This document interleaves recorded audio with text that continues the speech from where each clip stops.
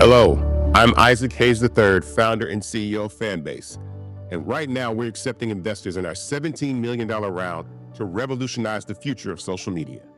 Today, for just $399, you can own 60 shares of stock in Fanbase at $665 a share. Go to startengine.com/fanbase and invest today.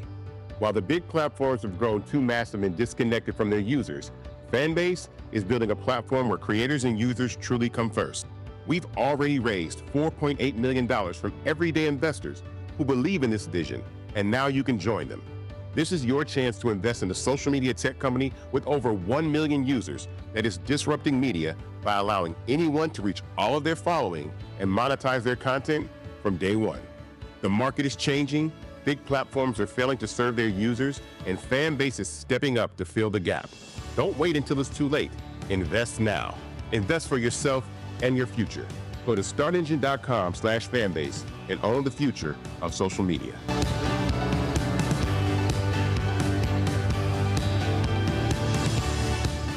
Blackstar Network is here. Oh, no punch! I'm real revolutionary right now. Thank you for being the voice of Black America. All momentum we have now, we have to keep this going. The video looks phenomenal. See, there's a difference between Black Star Network and Black-owned media and something like CNN. You can't be Black-owned media and be scared. It's time to be smart. Bring your eyeballs home. You dig?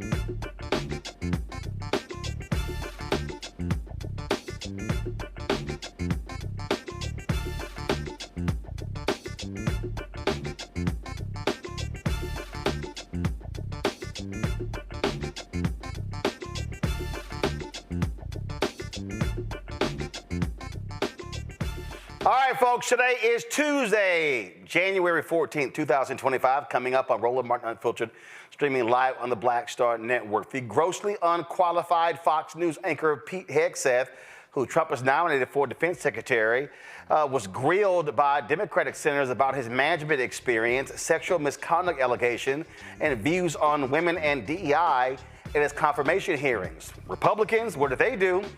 Made excuses for truly one of the most unqualified nominees ever to be Secretary of Defense. Portions of Jack Smith's report detail why the twice impeached, criminally convicted felon in chief would have been convicted had the DOJ had the guts to prosecute Donald Trump.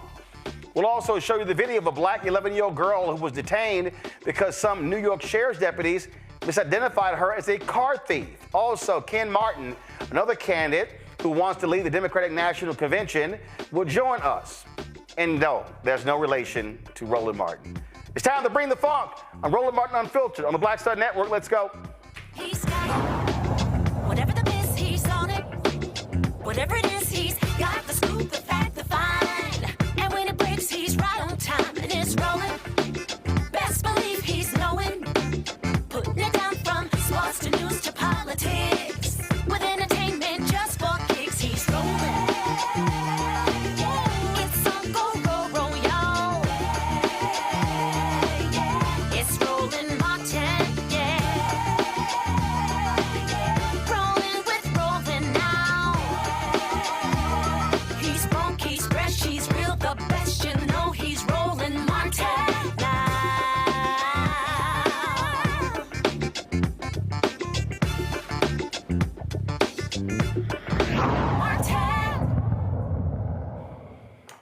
Jamie Harris's decision to step down, not to run for re-election as chair of the Democratic National Committee, has set off a number of people seeking that position. Democrats will vote in a few weeks for that. One of the folks who wants to be the chair of the National Party is Ken Martin of Minnesota. He joins us right now on Roland Martin Unfiltered. Glad to have you on the show. First off, obviously, you have Democrats who are upset, some who are depressed, angry as a result of Vice President Kamala Harris not winning against Donald Trump. Frankly, I think it's the problem that I have for so many Democrats is they're showing how weak they are. Look, you retain a number of Senate positions. You did not win a couple of races, of course, in Pennsylvania and Ohio. You also took control of the House were it not for gerrymandering in North Carolina. So let's start off here. It's not like this party has to completely be up in it. And so what do you see as necessary to win back the White House and win back Congress? Well, first off, Roland, thank you so much for having me. And boy, I loved your intro. And, you know, I know you said we're not related, but you never know. I mean, there's a lot of Martins out there. But let me just say this. Let me get back to business here. You're not wrong, right? This was a close election, 114,000 votes in 3 battleground states that swung our way. And we'd be celebrating President Harris right now, right? 7,000 votes in 3 battleground congressional districts. And we'd be with Speaker Hakeem Jeffries. So this was a very close election. It doesn't change the fact that to so many, this election was a big punch in the gut, right? Because we all believe in that improbable 107-day campaign that Vice President Harris led. We all believe that there was a chance to win this thing and that she was putting us in the best position to do that. We asked her to do, as I said, the improbable during that campaign. We asked her to infuse our party with energy and excitement, and she did that. We asked her to raise the money to help us compete everywhere, and she did that. But there's still questions left, of course, for all of us after this election loss as to how we lost ground with so many people throughout this country, that we know that we lost ground ground, for instance, with Latino voters, with women, with young voters, with working class households. You can go across the board. We lost ground. And it wasn't a singular occurrence of just this election, of course, Roland. We know we've been losing ground for some time with many parts of our Democratic coalition. And we've got to figure out a path to get them back. Look, I think after every election, we should have a post-election review, right? One of my critiques was in 2020, after Joe Biden won, we didn't do a post-election review. And you know this better than anyone, Roland. You know, when you win elections, people think you're a genius and you did nothing wrong. And when you lose elections, people think you're an idiot and everything you did was wrong and needs to be thrown out with the bathwater. Neither are true. It's somewhere in the middle. And so we need to really dig deep, be very introspective about what worked, what didn't work, and make sure we fix what we need to win elections again. And the last thing I'll say is I'm not here to win arguments. I'm here to win elections again. And what we've done in Minnesota is unmatched on any of my competitors in this race. I'm 25-0 in a purple state of winning statewide elections. I haven't lost since I've been the chair of the Minnesota DFL. And I think what we've done there could be scaled up to the DNC to help us win again and to make sure in this year, by the way, in 2025, when we have critical elections in Virginia, in New Jersey, in Mississippi, and Louisiana, that we're ready to not only win again, but to springboard into those critical 2026 elections. There was analysis that showed some 19 million Joe Biden voters from 2020 stayed home. I say it consistently on this show. For a year and a half, and definitely last year, said directly to the Biden-Harris campaign, then the Harris-Walz campaign, that your biggest enemy was not Donald Trump, it was the couch. Why do you think people chose the couch as opposed to the Democratic nominee? What was it? What were the issues? Well, let me tell you something, and you saw this research last year, Roland, which really should have been the canary in the coal mine for all of us, right? It showed that for the first time in modern history, the perceptions of the two political parties have changed. And why is this important? I'll get to that in a moment. Now, the majority of Americans believe that the Republican Party best represents the interests of the working class and the poor, and the Democratic Party is the party of the wealthy and the elites. Now, just to prove the point, the only two groups that we actually overperformed with in this last election cycle were wealthy households and college-educated voters. Now, this is a damning indictment on our party. That's not who we are. We are the party that's out. Is it the indictment because they were not properly messaging, or was it that they were not supporting the right policies? Well, let me say this, because I think you've hit on something, a really important distinction, because I don't think it's a wholesale rejection of our policies. And let me tell you why. In the state of Missouri, voters showed up and passed a minimum wage increase, paid family leave, abortion protections, all by wide margins. Then they went down the ballot and voted for Donald Trump and the Republicans. So it's not that as if Americans are not supporting the policies that we champion. It's the fact that they're not connecting those policies which they believe will improve their lives back to our party and candidates. So it's a messaging problem first, and it's a brand problem. And I'll come back to that in a second, which is, for me, the majority of people in our coalition who've left us feel that we're not fighting for them anymore, right? They feel that we are only showing up to their doors, having conversations with them 4 months before an election. And the only thing we're asking them to do, of course, is to vote for our candidates and our party, which is why I support what we do in Minnesota. We have a permanent campaign where we are communicating with voters all the time. So the first conversation we have with them is not a conversation where we're asking them to do something for our party and candidates. That should be the last conversation we have with any voter. The first conversation we have with the voter has to be listening to them about their hopes, their dreams, their aspirations for their community, eventually building a relationship with them around shared values. And then, like I said, the last conversation should be asking them to help our candidates and our party. We have to get away from the transactional organizing model we have and start earning the trust and building relationships built around shared values with voters again. And so that means we're organizing in those communities every single day. We're present, we're having conversations, and we're earning their trust. Second is we have to rev up our communications infrastructure. Think about this, Roland. The Republicans did a masterful job starting in 2020 right after Joe Biden was elected, of going into these new information spaces and essentially beating the hell out of Joe Biden and the Democratic Party. And they did that for years in an unimpeded manner, right? On podcasts and gaming services and streaming services and all these new information spaces where Democrats were not competing.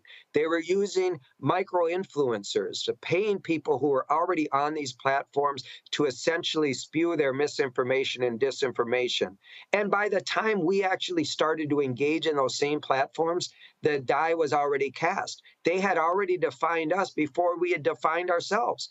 And so that's why I say we asked Kamala Harris to do the improbable, which was to change people's minds and perceptions just a couple months before the election. You see, I believe, and I could be wrong, but I believe we lost this election before we ever got to the election year because we weren't consistently messaging about the Joe Biden, the Democratic Party. We waited until an election year to start revving up our communications infrastructure and our organizing infrastructure. Well, I can tell you the reason that is true because I said directly in November of 2023 that I said it everywhere, and I said directly to principals, campaign leaders as well, that January to July should have been the education informative stage. There should have been these town halls all across the country. They should have had mayors and city councilmen, state reps, state senate, and others holding these different events. And now, because I have to inform you before I can get you to register, and then I can't get you to vote unless I get you registered, those things didn't happen. The other thing is this here. You talk about the absolute failure to spend money with platforms like this. I got no problem saying this. When one of the reasons why the right is able to have that ecosystem because they fund the ecosystem. They actually spend the resources.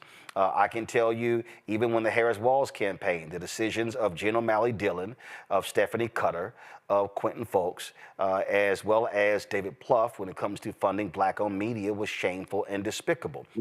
It was a joke. The other thing is this here, and this is a perfect example.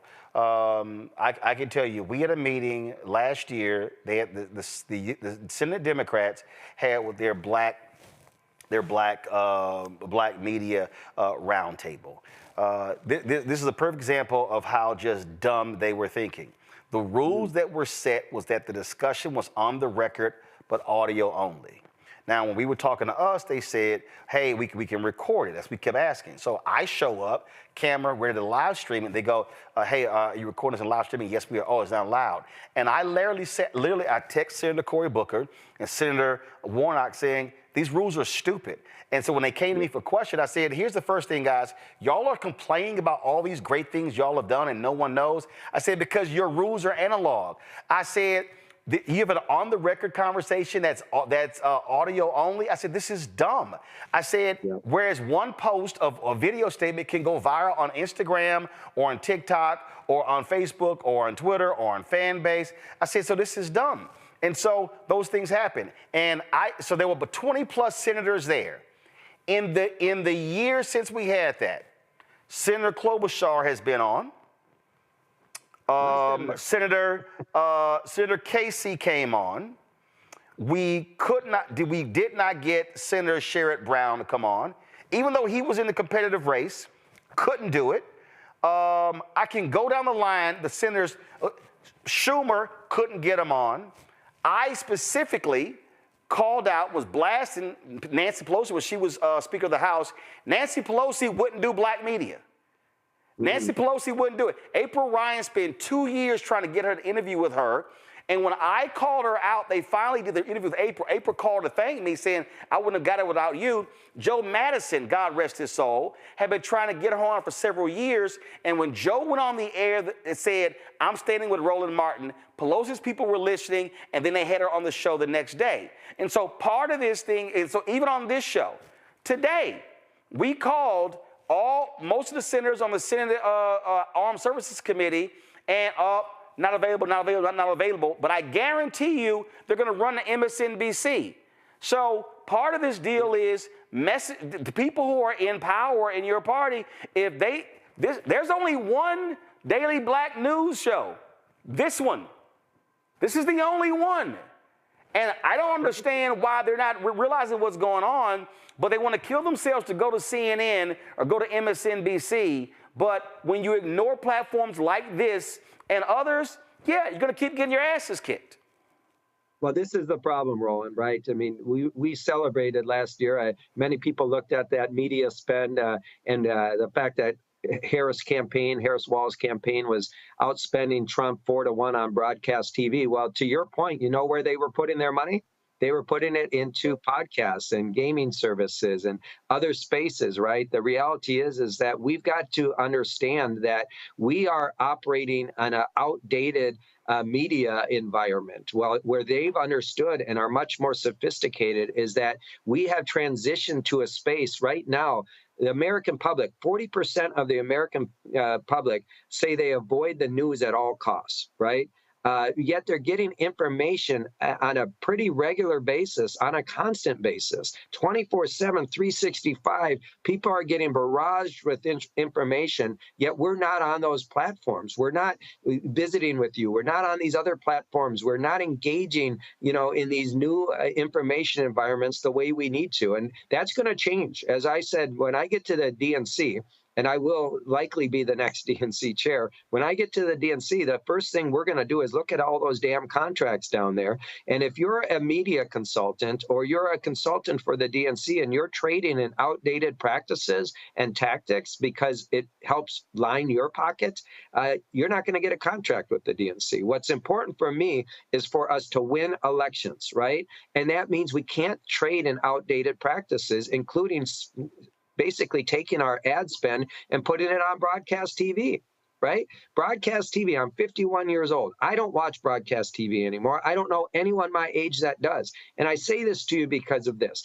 We have an opportunity right now, in this moment, and whenever there's a crisis like this, there's an opportunity. And the opportunity is to shake things up and not do business as usual. Start to realize that we have to reimagine the DNC. And for me, that's what I'm going to do when I'm the next DNC chair. One of the things that my book is, the book came out and it's called White Fear, How the Browning of America is Making White Folks Lose Their Minds. Mm-hmm. A lot of Democrats have been doing all they can, running from the reality of race and how people vote, and how a lot of white voters vote based upon culture and not based upon their economic needs. Biden-Harris administration bent over backwards, did more for unions than any president since FDR, but you had a lot of these union people who still stood up and was backing Trump. And what I've said is when I see these Democrats keep running around, Bernie Sanders keep doing it, and so many others, they keep talking about, oh, the Democrats have lost the working class. No, the Democrats have lost the white working class. The black working class voter still is voting Democratic.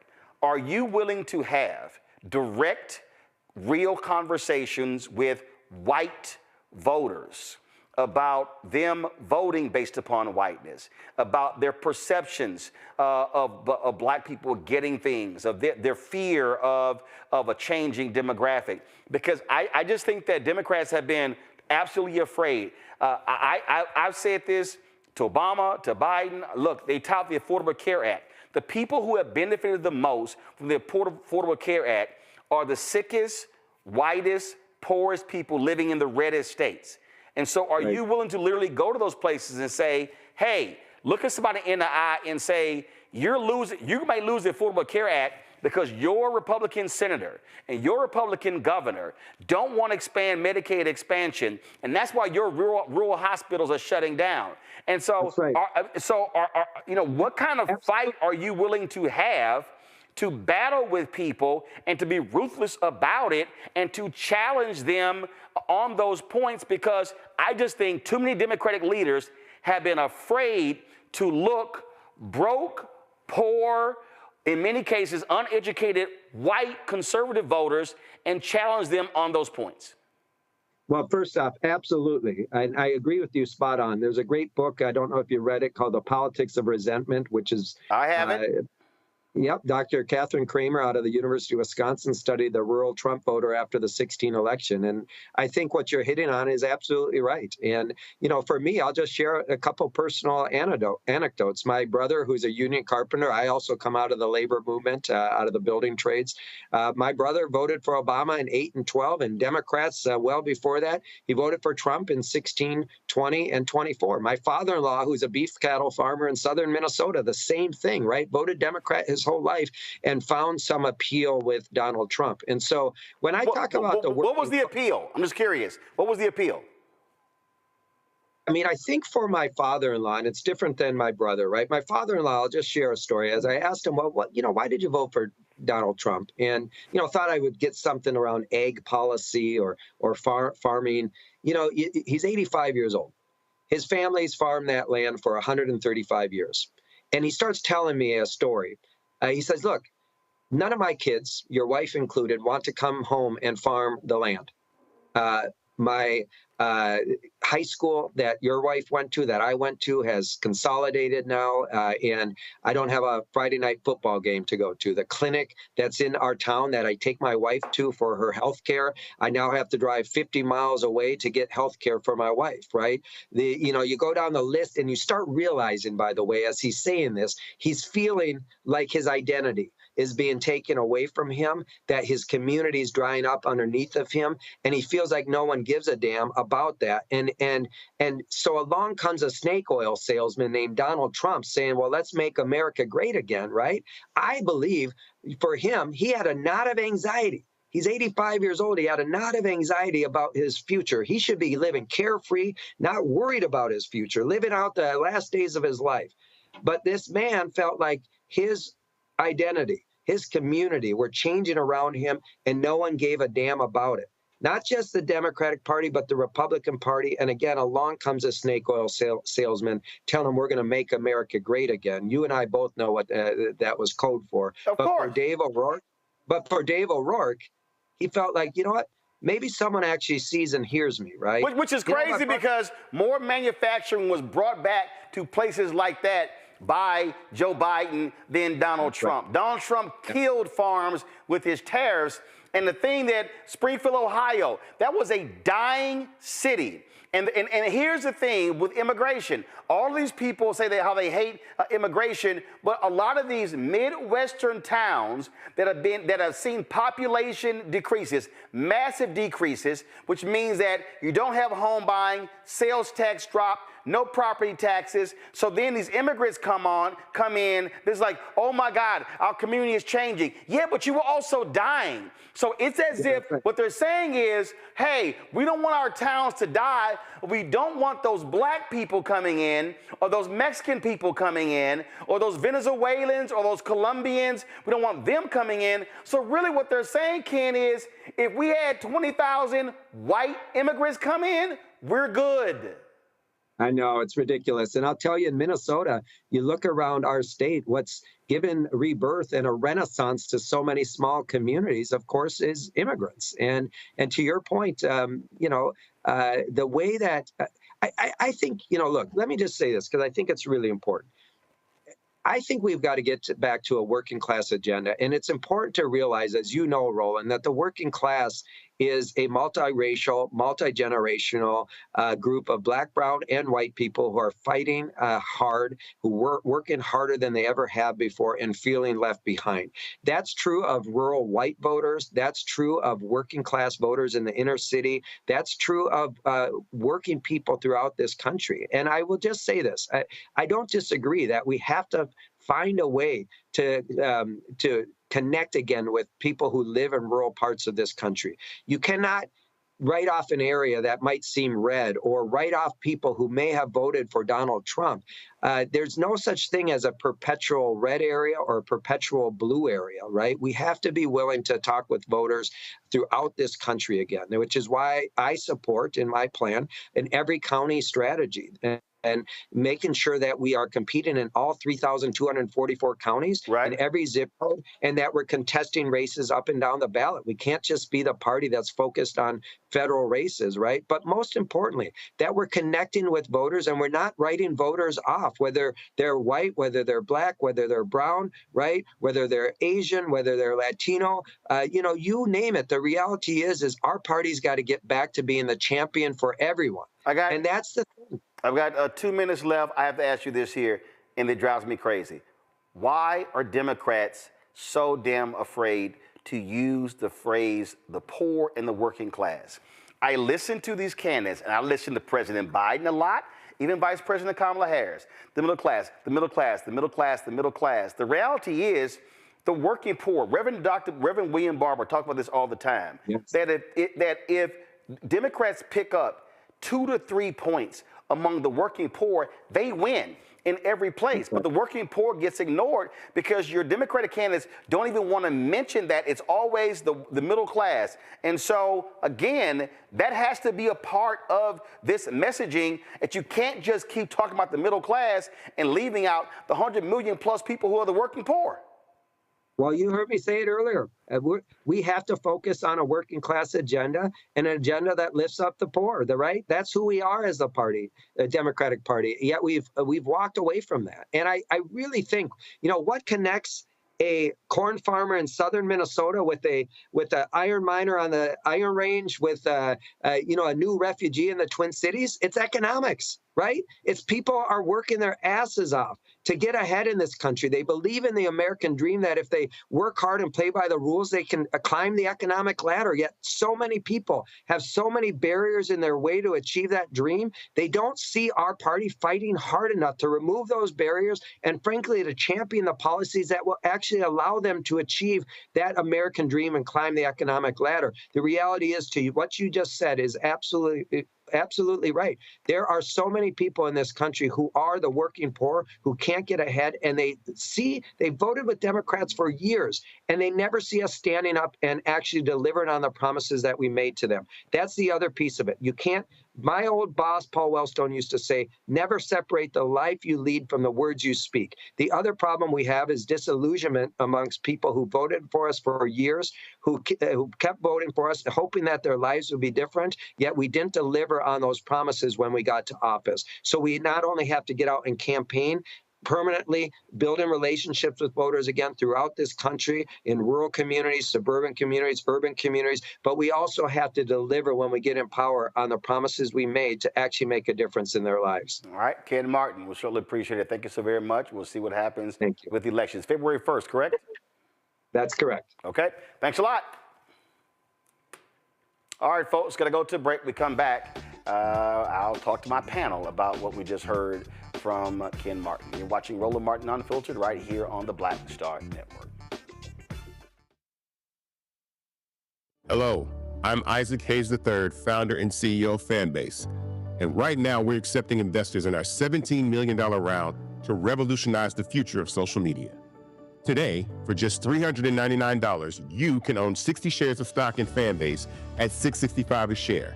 Go to startengine.com/fanbase and invest today.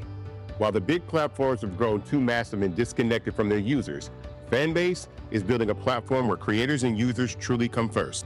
We've already raised $4.8 million from everyday investors who believe in this vision, and now you can join them. This is your chance to invest in a social media tech company with over 1 million users that is disrupting media by allowing anyone to reach all of their following and monetize their content from day one. The market is changing, big platforms are failing to serve their users, and Fanbase is stepping up to fill the gap. Don't wait until it's too late. Invest now. Invest for yourself and your future. Go to startengine.com/fanbase and own the future of social media.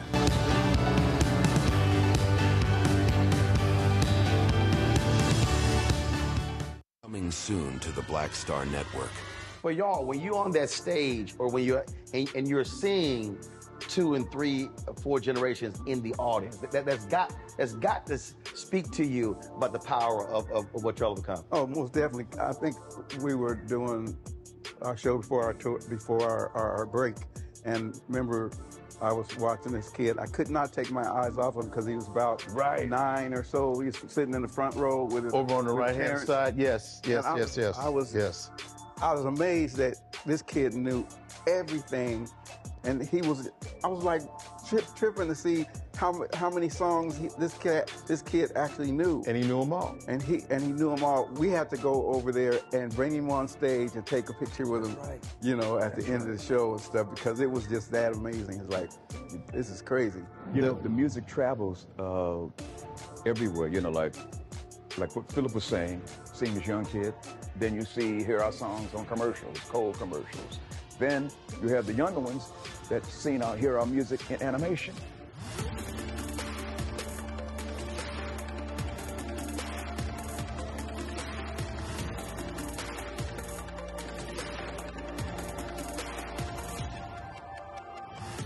On a next, A Balanced Life, we talk about how to get in touch with your feelings, emotions, how to find your North Star, and how to move your life along. Because oftentimes what we'll do is we'll accept what the world says about us as the truth and how we see ourselves, which that can be completely contrary to what the Word of God says about who you are. That's on a next, A Balanced Life, here on Black Star Network.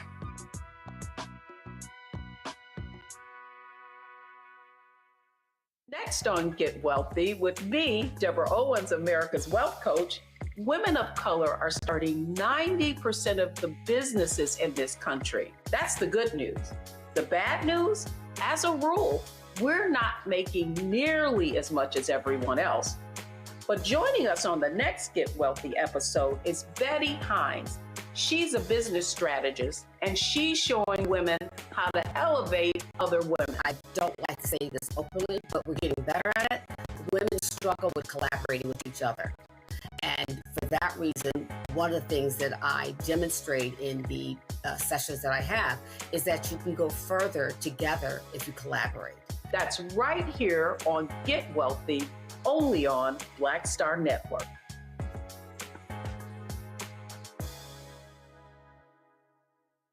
This is Tamala Mann. And this is David Mann. And you're watching Roland Martin Unfiltered.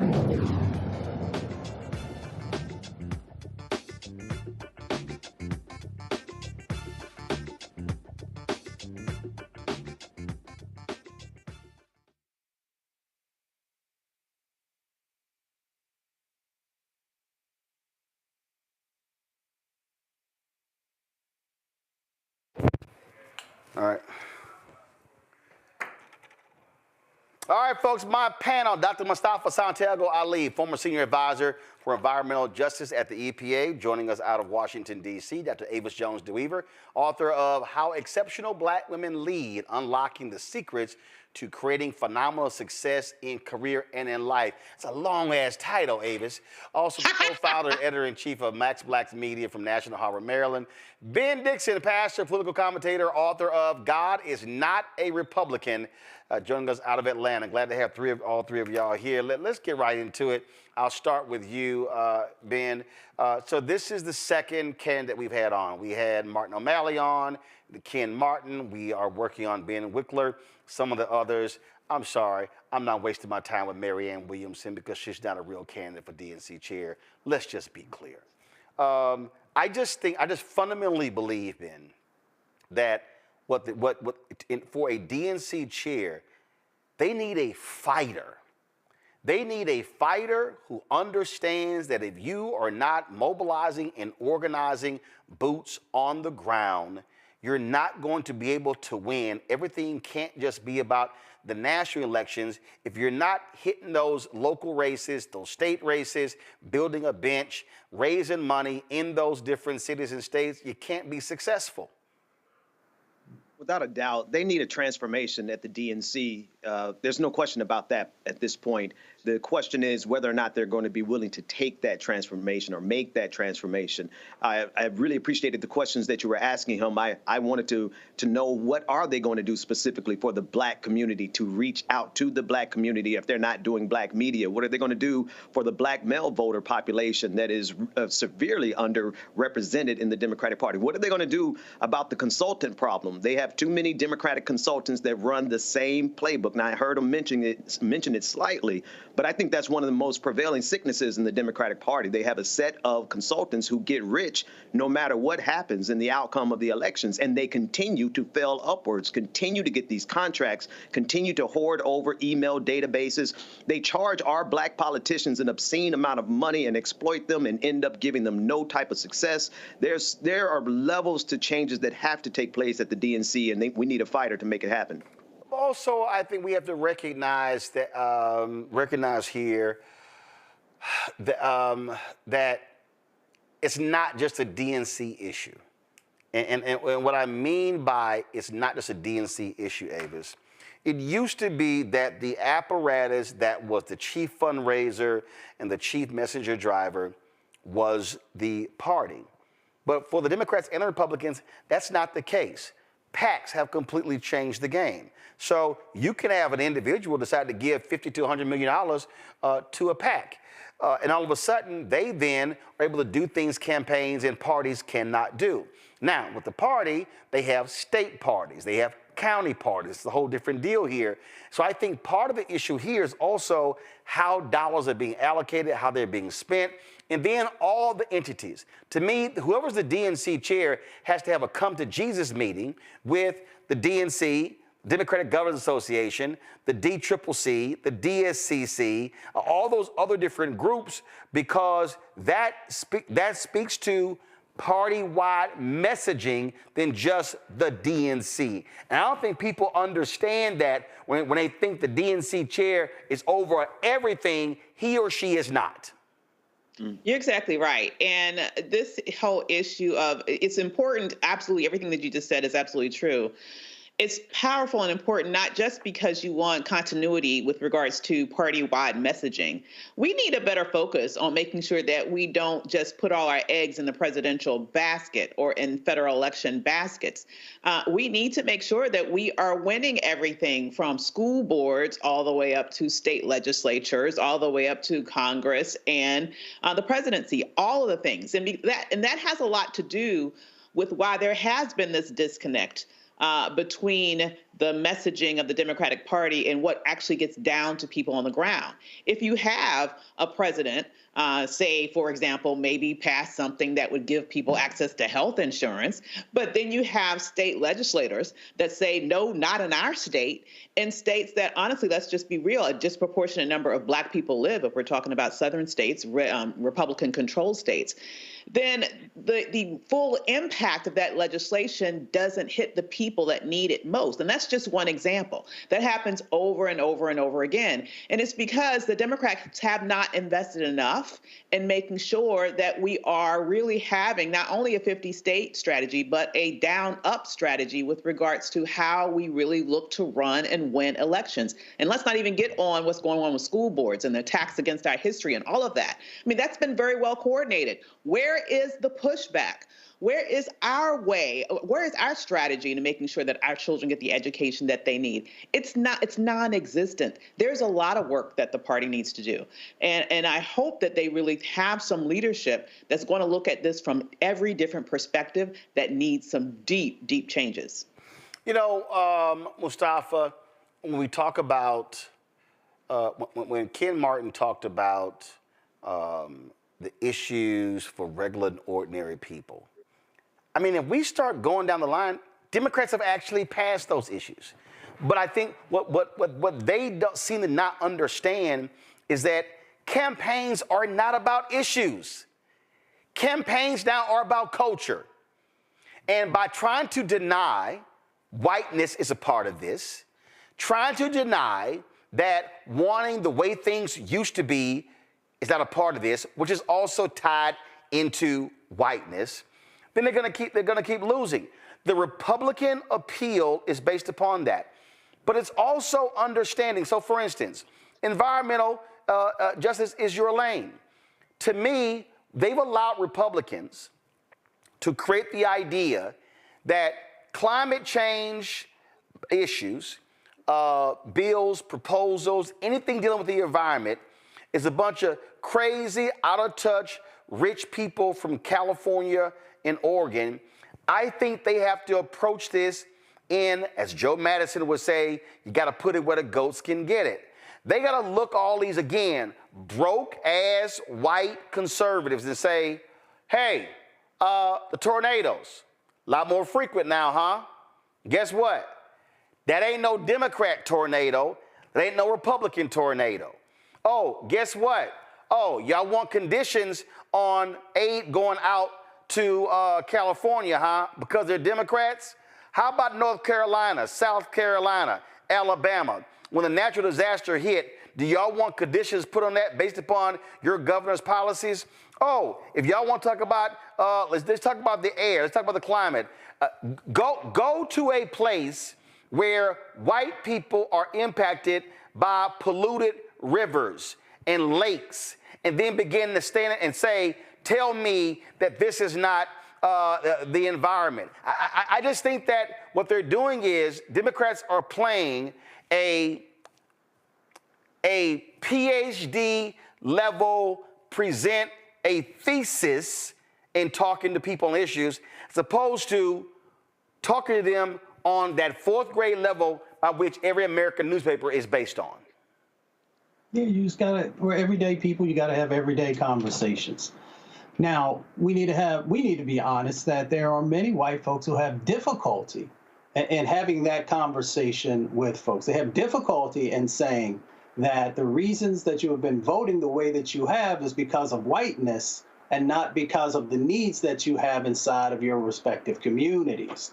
There are ways of making sure that you can wrap that message in and at the same time helping people to understand these impacts that are happening inside their communities, the dirty water that you're drinking and how that limits your ability to be able to go to work. It limits the ability of your children to be able to learn, so forth and so on, and that you have had some privilege. Even when you are lower wealth communities, sometimes you still have a bit of privilege, but not enough to actually protect you. So, you know, you've got to have that individual. And again, it's about ambassadors, right? Certain people can have conversations with certain folks and it's received, where others, it is automatically, you know, it's just not as easy to be able to get that message across. So if, you know, if Mr. Martin is serious about wanting to lead the DNC, then he has to be comfortable in being able to have those conversations in West Virginia and Kentucky and Western Pennsylvania and Ohio and down in Alabama and Mississippi and so forth and so on. And I know he's from the Midwest, and maybe he doesn't know as much about the South or Appalachia, but you got to get in there and you got to have the conversations with folks. Because once people have an understanding, in East Palestine, folks, you know, there were folks who rushed in there and tried to tell them this is not an environmental injustice issue, even though those folks were being exposed to very similar chemicals that folks that were in Cancer Alley down between New Orleans and Baton Rouge have been dealing with for decades upon decades. You know, so you've got these dynamics where you can help people to understand that there are connections, that we're in this together, and that if we come together, we can actually win, but we got to have some truth telling. And we've got to be able to understand that there's some healing that needs to happen. And you got to understand you might have a little bit of hurt feelings for a second, but the ultimate goal is to be able to improve your life and your children's futures. Well, absolutely. And I just think that, again, when I watch, you know, the issues that are advocated, and it's just some basic stuff. And to me, this thing ain't deep. It ain't complicated. And that was a point there. I remember having a conversation with somebody on Harris Wall's team, and I said, you know what? And I had watched, we had live streamed, I had attended these rallies, and I said, are y'all gonna change this damn speech? And what I meant by that was, I said, y'all gonna take credit for some shit? Y'all gonna have to do that? I said, if I'm giving a speech, I'm gonna stand there and say, now I know all these folk talk about how bad the economy is and how rough things are, but let me tell you what we did. That road, that bridge, that building, that was built because we did that. We did that. We did that. We did that. Plies did a video saying, damn, Joe, learn to take credit for some stuff. See, this is what I'm talking about. You are going up against somebody, this idiot, who takes credit for stuff that happened that he wasn't even around. And they're just playing a political game, Ben, that no longer exists. That's right. That's because they are being guided by consultants who are running the same playbook that they ran back in 1992 when Bill Clinton ran, right? They have the same mindset, the same mentality. They have not evolved. And the problem is because they keep getting the paychecks, Roland, they keep thinking that they can get away with it. And if campaigns don't understand that the consultants that are coming in, predominantly white Democratic consultants that are coming in, they're coming in with old playbooks. The only difference is they have email lists now, and they're not giving the right information. It's almost so negligent. This is just me. This is just my thinking. You have to forgive me. But it was so negligent that I felt like some of these consultants were just setting up Kamala Harris. They were setting it up for failure from the beginning because of just the number of misses that happened. Change the speech.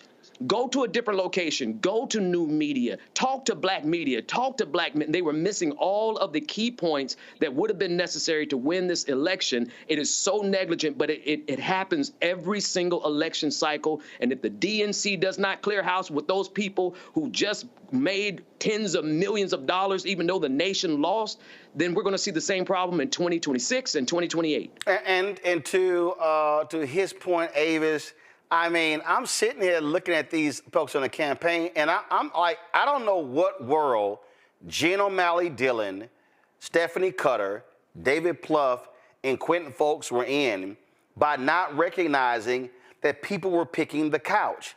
And you're sitting there going, are y'all gonna put money on the ground? I'm sorry, you don't need entertainers doing mini concerts at rallies. You need boots on the ground. You need to be saturating every neighborhood, every block, every street, every house, touching them multiple times and having the real conversations. And it was, to me, it was just crazy. I didn't understand when it even was Biden Harris. I was going, why are y'all assuming people know what your policies are? You had better be having town hall-like conversations. And I said, every single week. There should have been multiple ones every single week. Again, that councilman, that state rep, that state senator, that county commissioner, and they were just, now we good, we all right, we got this whole thing. When people on the ground were going, what the hell is wrong with you? They were once again distracted by the allure of finally winning white women. They bet the cow, they bet the country on pulling the white woman's vote. They bet the cow, they bet the country on trying to pull enough Republicans over to vote Democratic that they didn't really prioritize or even respect those long-standing constituents who have typically supported the Democratic Party and who likely would have showed up more this time had they been respected and courted and spoken to in the way that you've mentioned. It is amazing to me. It's almost like a siren's call. The Democrats continuously, year after year after year, are thinking that they're going to pull a rabbit out of the hat and win the overwhelming majority of white women somehow. They give them a different name every presidential election, but they always think they're going to do it. And guess what? They still haven't. In fact, they haven't won the white vote since the 1964 Civil Rights Act. So I wish they would just pull their heads out of you-know-where and get back to reality. And it is insulting, and it is negligence, and it is as if they set her up. Because what really pissed me off, honestly, besides the fact that we didn't need to win this election, we didn't need to lose this election if they would have acted right, was the fact that they're going to sit here and lose the election based on their incompetence and then turn around and blame wokeness, and then turn around and blame Kamala, and then turn around and point the finger at everybody else instead of their own stupidity. And they don't need to receive any other dimes of Democratic money when it comes to consulting in the future, because as has been evidenced by this election, they don't know what the hell they're doing. And the thing here, again, I just believe that this really ain't that hard. And all of this soul searching, Mustafa, trying to figure it out. And I totally get you're trying to appeal to everybody. But let's be very clear. When you are building anything, whether it's a campaign, whether it's a show like this or whatever, you start with your base first. Mm-hmm. If your base ain't showing up, let's be real clear. So I'm gonna make 2 points here because I think also some black people also miss this point here as well. The base of the Democratic Party is black, depending upon where you live. Mm-hmm. Let me say it again. The base of the Democratic Party is black, depending on where you live. And see, some black folk ain't gonna be a little mad right now, Mustafa, because here's the reality. The percentage of black people in California is actually small. So black people are not gonna be deciding elections in California. Might be local elections, but we're talking statewide. If we go to Arizona, New Mexico, Nevada, same thing. So a strategy for those states is going to look different than it is in Georgia, in Illinois, in other states. So the reality is, folk need to understand that part of the Democrats' issue is that their tent is so big, you're trying to appeal to all kind of different groups. Here's the reality. There are Democrats who run in Michigan, in Pennsylvania, who are gonna have to appeal to independent or conservative voters because outside of the big cities, those states are really Alabama. And so people have to also understand candidates have to be given the leeway when it comes to issues, because at the end of the day, like I love all the people who shout at tangibles. I keep saying, you don't get no tangibles when your ass don't win. The point is, you gotta win. And a lot of folk want to make demands of folk before they win and not realize that, guess what? If they don't win, you're screwed. And so people have to realize that there are some Democrats who come from, frankly, conservative districts. Sanford Bishop is a member of the Congressional Black Caucus. His district is actually a conservative district. Sanford Bishop can't vote like Maxine Waters. He can't. And if y'all want to be honest, Lucy McBath can't vote like Nakima Williams. And both of them are right there in the Atlanta area because their districts are different. So it's a whole lot that goes into this. But I think the most basic thing, Mustafa, is for the Democrats is how do you have a consistent, clear, and concise message to target your base, and then you build from there. So my grandfather was a coal miner and an organizer. And, you know, I take a lot of his lessons. So I've worked in over 1,000 communities now, all across our country, a few of them outside this country. And he used to talk about, you know, if you're going to build coalitions, you got to figure out what is those 3-5 things that everybody can understand, can articulate, and can agree upon. And when you got that formula, then you got something to build from. He also said you got to take care of home. What he meant by that is that the folks who have been riding with you, you got to make sure that they are taken care of and that they know that they're being honored. And that means, and here's the big problem that I've seen for decades now, when it comes to not just the DNC, but to Democrats, is that they don't know how to come home. They don't know how to go and spend time with folks on the back porch, in folks' kitchen, and in those local areas where folks gather. And until they do that, it doesn't feel authentic. Now, I know in their minds they feel that they're doing authentic work. Here's the other thing. Stop hiring these people. Ben talked a little bit about it. Stop hiring these people that have no connection to community. Because if you don't have connection to community, all you are doing is just spouting talking points or the bumper sticker that you heard. And people, real folks, they're going to see right through that every time. And they're going to be like, they just some folks from Washington. They got no idea what's going on in my life.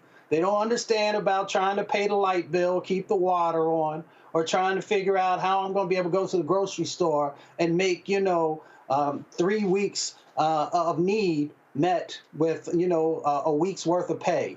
So we just got to stop going out and getting these folks who have no idea about what's really going on. But, it is a big business. And since it is a big business, those contracts are going to continue, unfortunately, unless somebody makes a serious change, to go to folks to make them richer. Now, I will say, in closing, I was happy to hear that he at least said contracting and subcontracting. So if he becomes the DNC chair, then that means that we have a leverage point to hold him accountable, because he said that he understands that there needs to be a change in that space. So let's see if that becomes reality. Folks, hold tight 1 second. When we come back, fireworks in the confirmation hearing for the grossly unqualified white man, Pete Hegseth. We'll show you some of that. And ooh, damn, did it get a little funky between Congresswomen Jasmine Crockett and Nancy Mace. Mace literally said, yo, Jasmine, you want to swing, let's swing. Oh, I would love to see Jasmine Crockett whoop her ass. Y'all, we gonna show y'all the whole video. Support the work that we do right here on Roland Martin Unfiltered. Join our Bring the Funk fan club. The goal is to get 20,000 of our fans contributing on average $50 each a year. That's $4.19 a month, 13 cents a day. If you want to give us via Cash App, use the Stripe app. Cash App canceled all of our accounts. They changed their rules.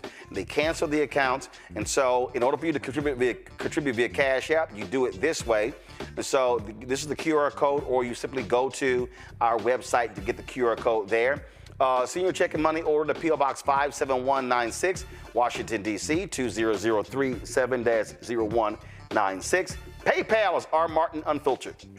Venmo, RM Unfiltered. Zelle, Roland at RolandSMartin.com. Roland at RolandMartinUnfiltered.com. We'll be right back. What's up, y'all? Look, Fanbase is more than a platform. It's a movement to empower creators, offering a unique opportunity for everyday people to invest in Black-owned tech, infrastructure, and help shape the future of social media.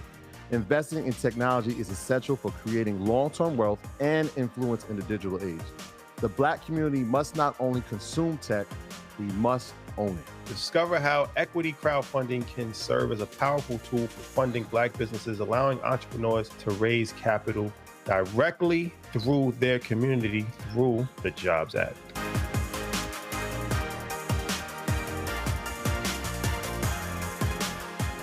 Now streaming on the Black Star Network.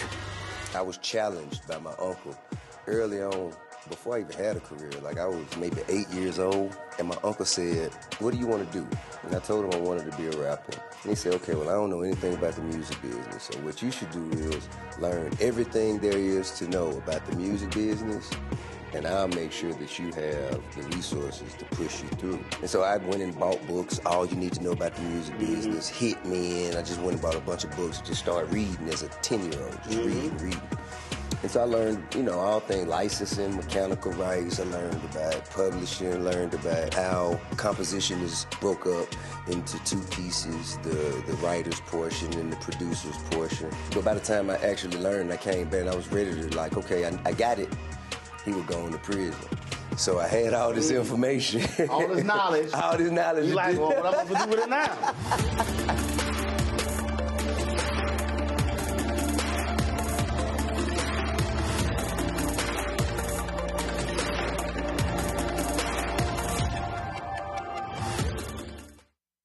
My name is Mark Curry, and you're watching Roland Martin Unfiltered. Deep into it, like pasteurized milk without the 2%. We getting deep. You want to turn that shit off? We're doing an interview, motherfucker.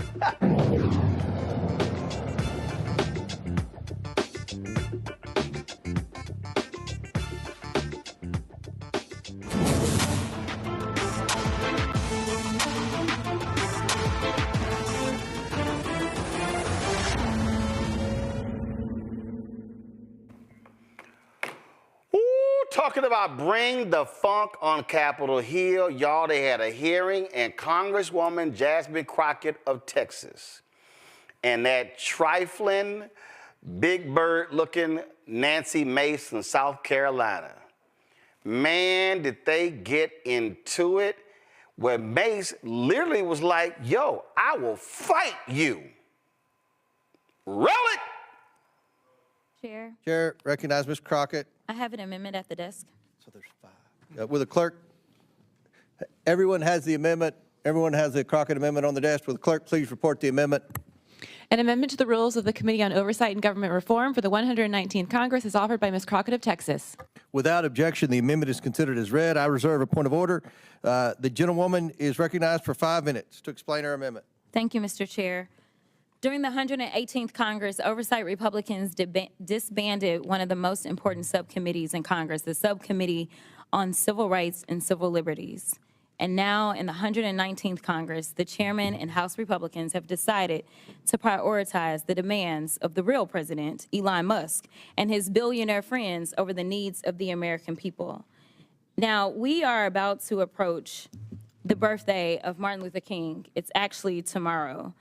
And on January 20th will be the inauguration of Donald Trump, but it will also be the observation of MLK Day. And the fact that we have decided that in this country we are not going to honor civil rights should be something that we all take issue with. Considering the fact, for some that don't know what civil rights are about, because some people only believe that it deals with black folk, let me explain.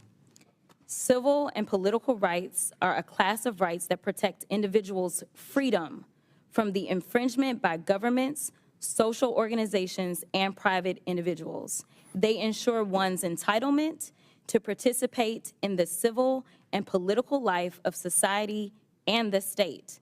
Defined another way, the right to be free from discrimination, the freedom to worship as we choose, the right to vote for our elected representatives, the protections of due process, the right to privacy. If any of that sounds familiar, it is because these are rights that are born out of our Constitution, something that we all supposedly have sworn an oath to, and we swear to not only, we don't just swear to it, we are supposed to protect those rights.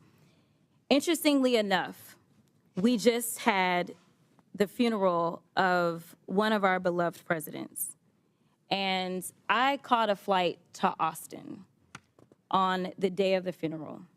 And I had the honor of sitting next to someone who was a little familiar with the White House. That person was Lucy Baines Johnson. And when I tell you that she is a wealth of information, I really mean that. And when we had an opportunity to talk about what she experienced as her father was president during a time in which, honestly, our country was on fire, and I would argue that, unfortunately, our country is on fire right now. When I first ran for office, I ran for the State House and said that we were in the midst of a modern-day civil rights movement, and I have not been convinced otherwise just yet.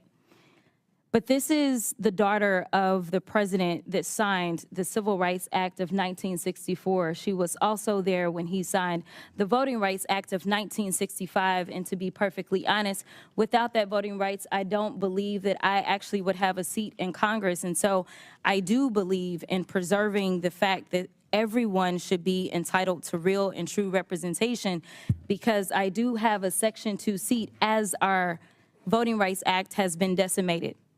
But one of the stories that she told me was that her father asked her about coming over to the Congress for the signing of the bill as it relates to the Voting Rights Act. Now, for her, it was a bit inconvenient as an 18-year-old to have to leave the White House and go over to Congress. And she asked her father, why should we go over to the Congress, Daddy, to sign this particular bill? And she said, we need to go over to the Congress because we need to pay due respect to those members of Congress that knew that voting for this bill meant that they would not be returning to Congress, but they had the courage to do what was right for this country and make sure that everyone's voices were going to be heard. The one thing that we could do, the very small thing that we could do, is have a little bit of courage and decide that we are going to reinstitute this particular subcommittee, because unfortunately, I don't see the type of courage that the people that served back in the 60s had coming out of some of our colleagues. And so I'm asking you to do the courageous thing today and just institute a subcommittee that would make sure that we are looking out for those protections of everyone in this country, to make sure that we have real freedom, something that we all supposedly espouse to believe in. And with that, I will yield. Mr. Chairman. Member seek recognition. Ms. Stansbury. Thank you, Mr. Chairman. I appreciate the gentlelady across the aisle demonstrating why we need civil rights. We need civil rights to protect all people, especially trans Americans who are under attack right now. I would like to yield the rest of my time to the gentlelady who is carrying the amendment.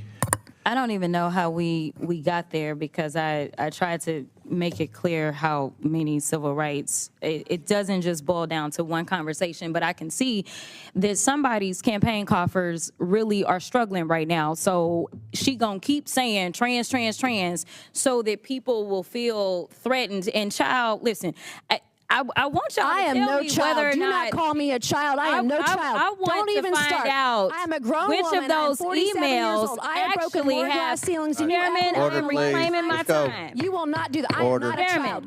I am not a reclaiming child. my time. If you want to take it outside, Mr. Chairman, the committee is not in order. Order. Point of order. Point of order. Order. Chair recognizes Ms. Crockett. No, point of order, Mr. Chairman. State your point. Is it allowed in the rules for a member to incite violence against another member? I mean, she wants to take it outside with. Hey, I have the First Amendment right too, And young so man. I'd like those words to be I'm not taken gonna be a down. child. I I'm am not gonna moving be to have called a those child words by taken any of down. you. I believe it's against the rules to Going outside doesn't violence incite violence. against another You have a member of conversation that isn't. The committee will interrupting this suspend. committee. The member will state the words he wishes taken down. Where she said that we can take it outside, which is direct violation against the rules, inciting violence against another member. What rule? What rule? Cite the rule. How does that incite violence? Mr. Chairman, there are, if I might point out, Mr. Chairman, there are decorum rules in the House of Representatives. And the two parliamentarians are discussing this right now. We'll suspend for a second. Child. Now, I know Nancy Mace's Simple Simon, silly ass, know better. There is no greater attention grifter, lover than anybody, Nancy Mace. Lord, don't get between her and a camera. But we can take it outside. Nancy Mace, hashtag Team Whip That Ass will show up if you really tried to swing on Jasmine Crockett. Ain't no, stop. But even Jasmine Crockett wasn't lying. Nancy Mace lost her mind. She was going trans because of an incoming Democratic member of Congress, and she was right because she was just sitting there trying to raise some money. I mean, child, go sit your little ass down. What nonsense from Nancy Mace? Avis? Oh, I'm sorry. Well, here she is, gaslighting. That's exactly what that was, gaslighting 101. It is the same playbook that the Republicans have leaned on for God knows how long, right? They sit here, they create a boogeyman, and they ride that boogeyman in a way that allows them to score political points in any way possible. In fact, that specific boogeyman that she was referring to in terms of trying to sort of insert the word trans again in this particular conversation was, in essence, a specific issue that they swift voted the Harris campaign on. Let's just get real about that, because once again, her political operatives chose not to respond, but that's another conversation. I will say this. She knew what she was doing. She was trying to get attention. She knew when she said it and she knows that she knows the connotation of that phrase. She knows it. She was just doing what she does, as you mentioned, trying to raise money, trying to get attention, trying to get a little time on Fox or something. But clearly, if she was really about that life, she wouldn't really use those words and turn them into action. She just wants to really be a spectacle, and that's what she did. You are dealing with Simple Simons, Ben, on the Republican side, and Nancy Mace, without a doubt, is clearly one of the most horrendous fools when it comes to trying to get attention for herself, and she's shameless about it. Yeah, we live with a social media Congress, particularly on the MAGA side. They want to make a spectacle and they want to make a scene. Nancy Mace strikes me as someone who peaked in high school. She was the mean girl in high school, was the most popular, and then all of a sudden the rest of her life has come down to this, where she has to seek attention, even though she's a congressperson, right? She already has a position of power, but that's not enough. She needs additional attention on top of that, and so she created this. I agree. This was gaslighting. And the funniest thing about this is, though, you have so many white folks online right now trying to figure out the difference. They're Googling the difference between child and child. And it's like we're having to explain it to them. But either way it goes, Jasmine Crockett was 100% correct. In either way that she used the word, because Nancy Mace is a child. She is the most childish member of Congress, and that's saying a lot when you got Lauren Boebert and Marjorie Taylor Greene there. And so I appreciate Jasmine Crockett, and honestly, Roland, I really appreciate the way you center her in this segment and with that opening graphic, because she's one of the #1 targeted people in Congress right now, and I believe that all black people, all people need to rally behind her and support her in the way that you are. What the white conservatives do, Mustafa, oh, look at her. She's ghetto. And that's the game that they actually play, because they want to call her the N-word so bad. Yes, they do. Yeah, that's true. But we also know that this particular congressional person, that she's uneducated. You can tell that she has no cultural competencies, because she would understand the difference between a word that ends in E and a word that ends in D, and how it plays out. So evidently, she has had no conversations with black folks, or she would have understood that word. Now, I know that she doesn't care. I understand that it was just for a photo op, or for, a quick meme, or a quick video, those different types of things. But we had to go deeper, right? Because they are trying, Congresswoman Crockett is actually trying to, one, educate them on the history and the importance of the moment that they have to be able to make sure that we are actually honoring the work that has happened in civil rights, and to make sure that the subcommittee is in place, because we understand that the challenges are still there. But we also understand that they have no interest in that, because it doesn't benefit them, or at least they feel it doesn't benefit them, and it shows the short-sightedness. And that's why I say that they are uneducated, because an educated person, even if it's not something that you necessarily fully believe in, understands the changing dynamics inside of this country, understands that the country needs to be stronger, and that civil rights is one of the elements that helps us to be able to do that. So, the other thing that I thought was real interesting as I close is that yesterday, of course, was Delta Sigma Theta's anniversary, 112 years, 350,000 sisters. So if you want to get busy, there's a whole bunch of sisters that will give you everything that you want. So I would be careful when I walked out on the steps of the Capitol, because you may have some very intense conversations by highly educated sisters who will also make sure that you understand what time it is. Now, that fool ain't got a clue what DST is. Matter of fact, Nancy Mace can't spell DST. All right, y'all. Speaking of can't spell the stupid, Pete Hegseth. Today they had a confirmation hearing. Trump nominated him to be Secretary of Defense. Now, y'all know who Pete Hegseth is. He is a grossly unqualified white man who ain't never, ever run anything in his life. And when he ran a nonprofit, he didn't even know how to run it, couldn't pass audits, absolutely atrocious. Republicans, you ought to see some of these tweets. Oh my goodness, the Democrats didn't land a finger on him. He was amazing today. Now that boy showed how he had no business being nominated, and there's no way in hell he has the credentials to lead the largest federal department. Here's some of what transpired today in the hearing of the completely unqualified, but they think he is superior white man, Pete Hegseth. I've never disparaged women serving in the military. I respect every single female service member that has put on the uniform, past and present. My critiques, Senator, recently and in the past, and from personal experience, have been instances where I've seen standards lowered, and you mentioned 11 Alpha, 11 Bravo, MOS, places in units, and the book that has been referenced multiple times here, The War on Warriors.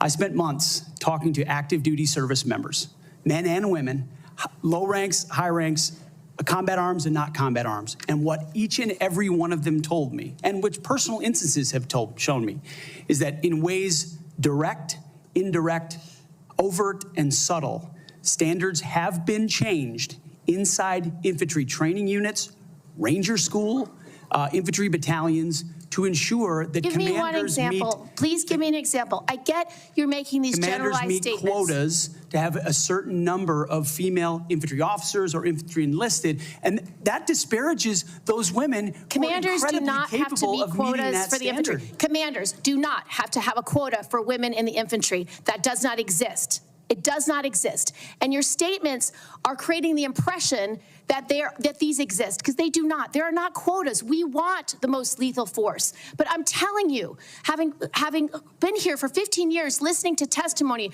about men and women in combat and the type of operations that were successful in Afghanistan and in Iraq, women were essential for many of those units. When Ranger units went in to find where the terrorists hiding in Afghanistan or in Iraq, if they had a woman in the unit, they could go in, talk to the women in a village, say, where are the terrorists hiding? Where are the weapons hiding? And get crucial information to make sure that we can win that battle. So you cannot denigrate women in general, and your statements do that. We don't want women in the military, especially in combat. What a terrible statement. So please, do not deny that you've made those statements. You have. We take the responsibility of standards very seriously, and we will work with you. I'm equally distressed you would not meet with me before this hearing. We could have covered all of this before you came here, so I could get to the 15 other questions that I want to get to. So women, you have denigrated.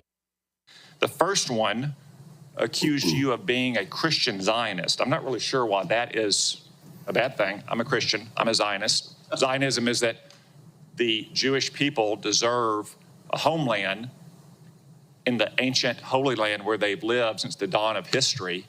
Do you consider yourself a Christian Zionist? Senator, I'm a Christian, and I robustly support the state of Israel and its existential defense, and the way America comes alongside them is a great ally. Thank you. Because another protester, and I think this one was a member of Code Pink, which, by the way, is a Chinese Communist front group these days, said that you support. What is the highest level of international security agreement that you have led?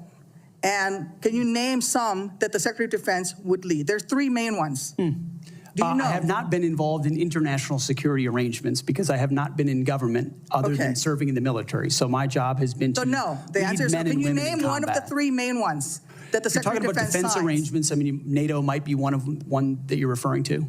Status of Forces Agreement would be one of them. Status of Forces Agreement. I've been a part of teaching about Status of Forces Agreements. But you don't remember to mention it? You're not qualified, Mr. Hegseth. You're not qualified. You talk about repairing our defense industrial complex. You're not qualified to that. You could do acquisition and cross-servicing agreements, which essentially are security agreements. You can't even mention that. You've done none of those. You talked about the Indo-Pacific a little bit, and I'm glad that you mentioned it. Can you name the importance of at least one of the nations in the ASEAN in ASEAN and what type of agreement we have with at least one of those nations. And how many nations are in ASEAN, by the way?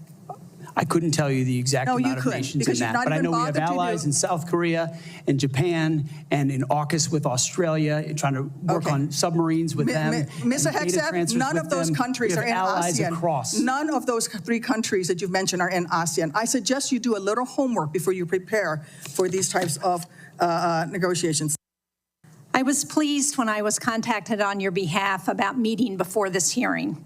I've been on this committee since 2011, and during that time, I voted to confirm 6 nominees to be Secretary of Defense from 3 administrations, 2 Democratic and 1 Republican, the first Trump administration. Every one of those nominees met with me and my Democratic colleagues on this committee before the hearing. So, as you can imagine, I was disappointed when no one ever followed up. When we followed up with your office, you were not able to meet. Do you understand that if you're confirmed to be Secretary of Defense, that you will have a responsibility to meet with all members of this committee, not just Republicans? Senator, I very much appreciate and understand the traditionally bipartisan nature of this committee. Their national defense is not partisan. It should not be about Republicans or Democrats. And so I look forward to working together with you and your colleagues on priorities facing this nation. Yes? I think we would expect that. I want to return to the incident that you referenced a minute ago that occurred in Monterey, California in October 2017. At that time, you were still married to your second wife, correct? I believe so. And you had just fathered a child by a woman who would later become your third wife, correct? Senator, I was falsely charged, fully investigated, and completely cleared. So you think you were completely cleared because you committed no crime. That's your definition of cleared? You had just fathered a child 2 months before by a woman that was not your wife. I am shocked that you would stand here and say you're completely cleared. Can you so casually cheat on a second wife and cheat on the mother of a child that had been born 2 months before, and you tell us you are completely cleared? Senator, how is that a complete clear? Senator, her child's name is Gwendolyn Hope Hegseth. And she's a child of God, and she's 7 years old. And she was, and here. you cheated on the mother of that child less than 2 months after that daughter was born, didn't you? Those were false charges. Well, it was fully investigated, and I was completely cleared. And I am so grateful for the marriage I have to this amazing woman behind me. You've admitted that you had sex at that hotel in October 2017. You said it was consensual, isn't that correct? Anything... You've admitted that it was consensual, and you were still married, and you just had a child by another woman. Again, how do you explain your judgment? Completely false charges against me. You fully investigated, and I was completely clear. You have admitted that you had sex while you were married to wife 2 after you just had fathered a child by wife 3. You've admitted that. Now, if it had been a sexual assault, that would be disqualifying to be Secretary of Defense, wouldn't it? It was a false claim then and a false claim now. If it had been a sexual assault, that would be disqualifying to be Secretary of Defense, wouldn't it? That was a false claim. So you talking about a hypothetical. So you can't tell me whether someone who has committed a sexual assault is disqualified from being Secretary of Defense? Senator, I know in my instance, and I'm talking about my instance only, it was a false claim. But you acknowledge, but you acknowledge that you cheated on your wife and that you cheated on the woman by whom you had just fathered a child. You have admitted that. I will allow your words to speak for themselves. You're not retracting that today. What's the largest number of people you've ever supervised or had in an organization in your career? Not 3 million. Senator. No, I don't expect that. No one, very few people have ever had that experience, but how many? It's a straight up question. I think we had over 100 full-time staff at Concerned Vets for America, roughly, with thousands of volunteers. So 100 people. I was also a headquarters company commander, which would have been that's fine. A couple of hundred. Nothing remotely near the size of the Defense Department. Right. I would acknowledge that. Actually, not remotely near even a medium-sized company in America, let alone a big company in America, especially a major corporation. And we're hiring you to be the CEO of one of the most complex, largest organizations in the world. We're the board of directors here. I don't know of any corporate board of directors that would hire a CEO for a major company if they came and said, you know, I supervised 100 people before. They'd ask you, well, what kind of experiences you had? We need innovation. Can you give me an experience or your actual experience of driving innovation in an organization? Give me an example of where you have done that. Oh my goodness, Senator, absolutely. At Concerned Veterans for America, we created the Fixing Veterans Healthcare Task Force, a bipartisan task force that never been done before, to create policy, to drive policy change on Capitol Hill that organizations fought ferociously against. We got the VA Accountability Act passed and the Mission Act passed in a way that a nonprofit of our size, veterans organization, has never done. And that is testified in all the letters that we put forward to the committee, which are on the record. I have limited time. Thank you for that. Give me an example of where you've driven down cost. I've heard the examples that Senator Blumenthal gave. The cost was a real problem for you in your 50-person organization that you actually raised a lot less than what you actually spent. Did you drive costs down? If in a 50-person organization, let me tell you, we've got to drive costs down dramatically in an organization of 3 million people and hundreds of billions of dollars. You don't have that experience that you can talk about.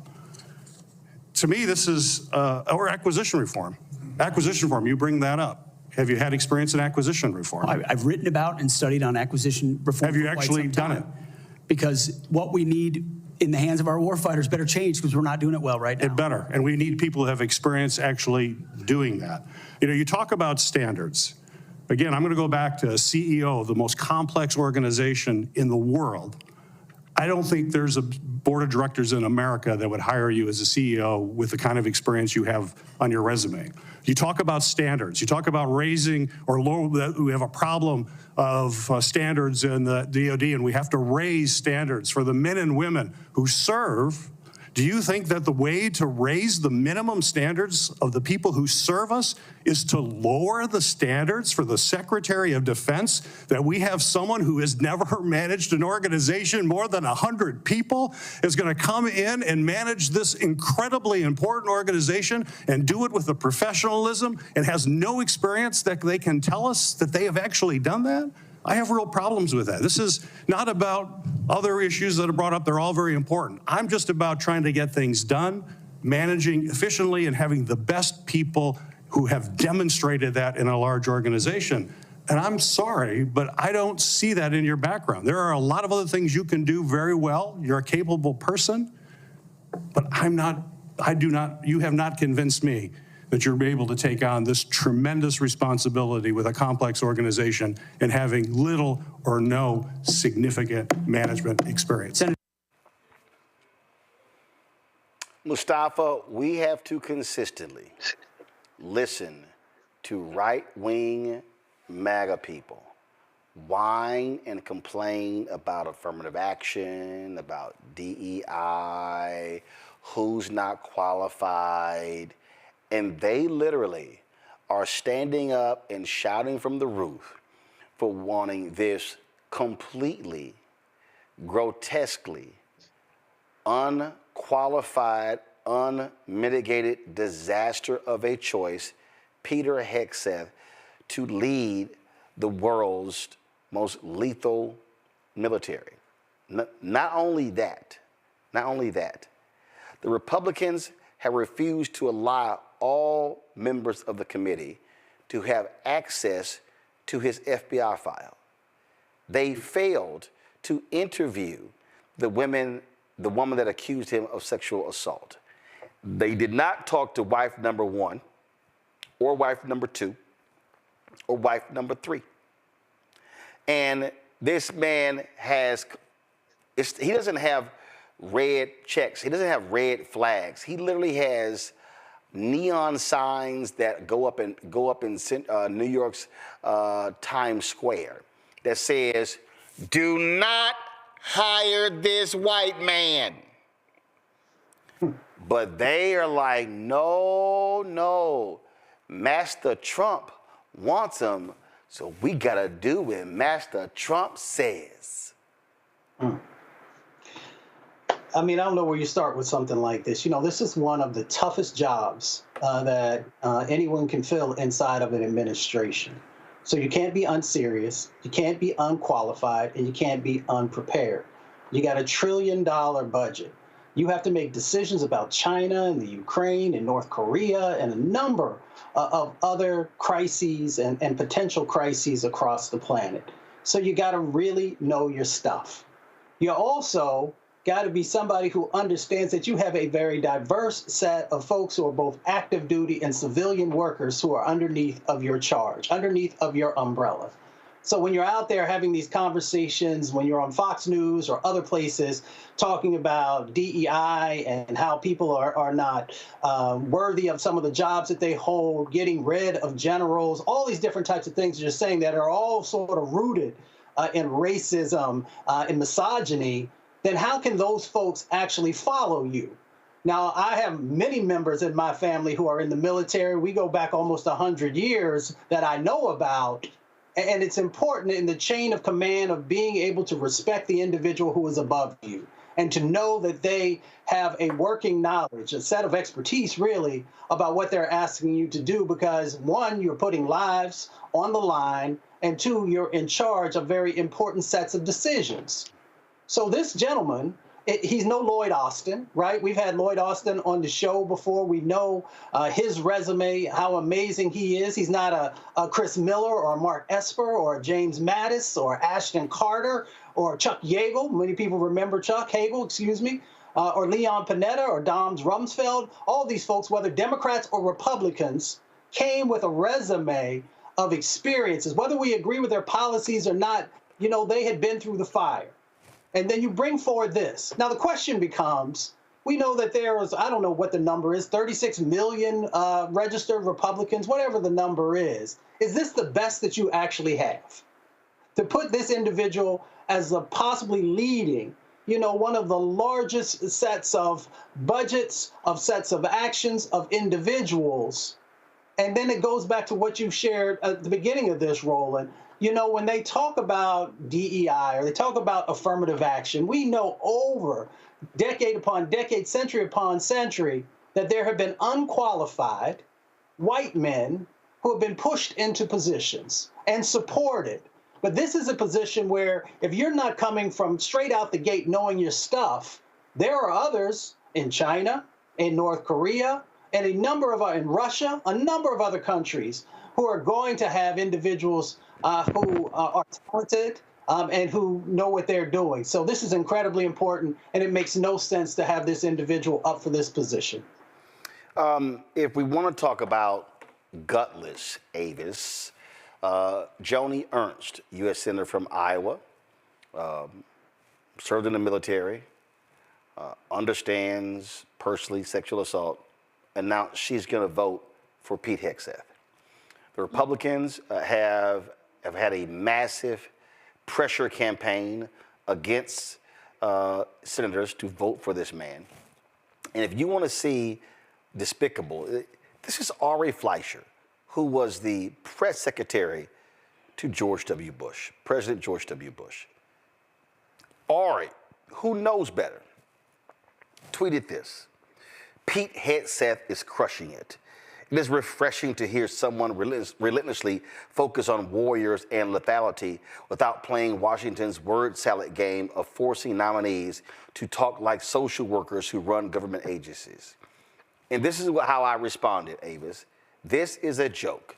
If the Dems nominated someone with Pete Hegseth's weak resume and troubled background, Ari Fleischer would be hyperventilating. These Republicans are a joke. And this is the thing that Democrats have to understand. These Republicans forget rules, forget norms, forget institutions. They are in 100% Trump ass-kissing mode. And people like Ari Fleischer, who know better, who was the press secretary when 9/11 happened, this man knows when he puts that phone down that Pete Hegseth is barely a good TV anchor or TV host. He damn sure ain't qualified to be Secretary of the Department of Defense. But oh, what it means to be an unqualified white man in America. Because all you need to be qualified as a white man in America is to sit there and go on television with your hair slicked back, nice knot in your tie, and look and smile on TV and say, hey, I love Jesus and I'm a white man in America.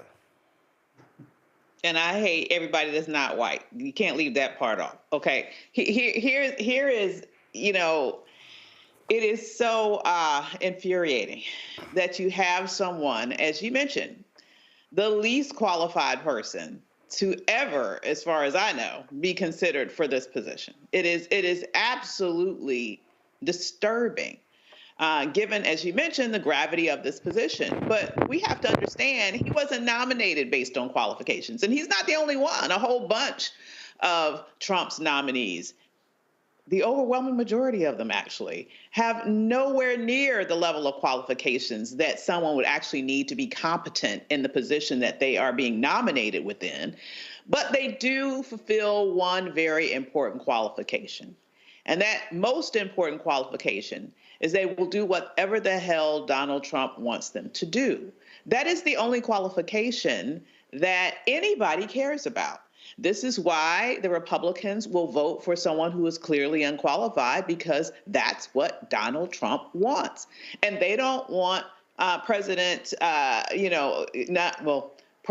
Musk to fund people to run against them. So they're going to go and do whatever Donald Trump, the felon in chief, wants to be done. Okay. And this is what we're left with. It is infuriating because at the same time that he is extremely unqualified, he has the unmitigated gall to sit there and talk about wokeness. He has the unmitigated gall to sit there and allude to quotas that don't exist. He has the gall to sit there and talk about, the issue of DEI as if it is such a horrible thing.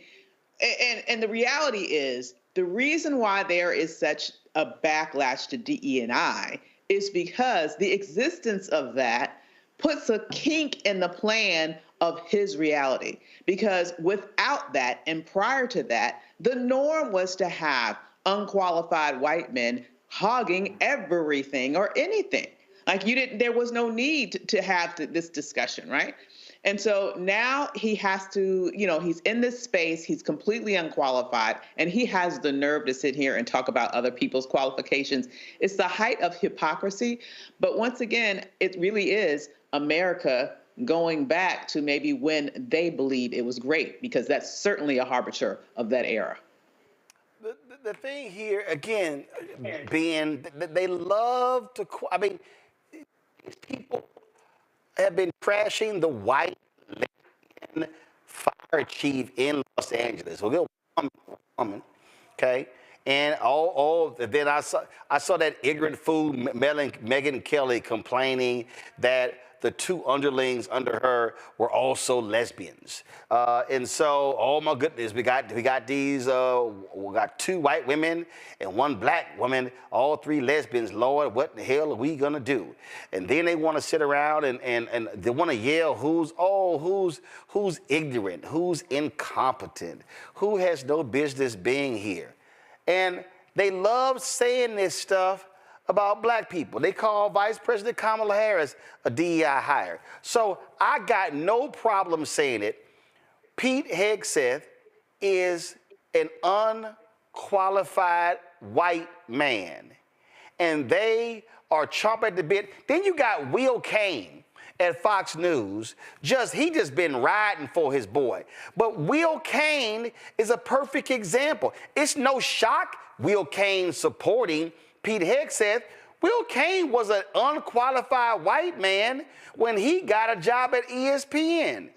He only got a job at ESPN because his agent was one of the biggest agents in the business, and so he basically told ESPN, take my boy. That's all that is. And Fox News just gave Will Cain his own show at 4 p.m. when Neil Cavuto retired. So again, Fox News is filled with unqualified white men who love to talk about other folk not being qualified. That's the entire season we're living in. And I don't think, that's been the American experiment the entire time. We are living at the apex of this, where now the most unqualified person in the history of ever being considered for the position of Secretary of Defense, Pete Hegseth, who's also a philanderer, who's also known to be a public drunk, who's also credibly accused of sexual abuse. This is who they are lifting up, and they are saying, you're going to take this, America. I would hope that white people would be able to see how much of a scam white supremacy is, but I'm not putting any stock in that because we made that mistake in the 2024 election. I think that they're going to continue to do this until they ultimately destroy the United States of America. There was an excellent point made that it takes the caliber of leadership and the qualifications for you to get the type of respect that you deserve. And what they're doing with Pete Hegseth, they don't care if he doesn't get any respect. What they care is that he is going to carry out every order of Donald Trump, whether it's constitutional or not, as he was unable to answer that question today. If Donald Trump or if anyone gives him an unconstitutional order, would he carry it out? And he could not answer that. So that lets us know not only are they smearing this in our faces, bringing him, and when you compare resumes to Lloyd Austin, rather, you really kind of have to laugh at just how pathetic this man is. But when you consider his job is to do anything and everything Donald Trump tells him to do, well, of course you want someone who is inexperienced and who isn't loyal to the United States or the military, but loyal to Donald Trump.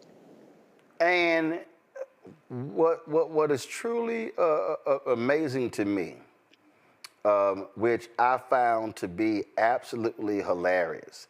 And I just got to play this clip because not only was it a lie, not only he sounded like a fool, but he lied on former Republican and Democrats who have been secretaries of defense. Listen to this, y'all. Now, it is true and has been acknowledged that I don't have a similar biography to defense secretaries of the last 30 years. But as President Trump also told me, we've repeatedly placed people atop the Pentagon with supposedly the right credentials, whether they are retired generals, academics, or defense contractor executives. And where has it gotten us? He believes, and I humbly agree, that it's time to give someone with dust on his boots the helm. Gotta stop right there.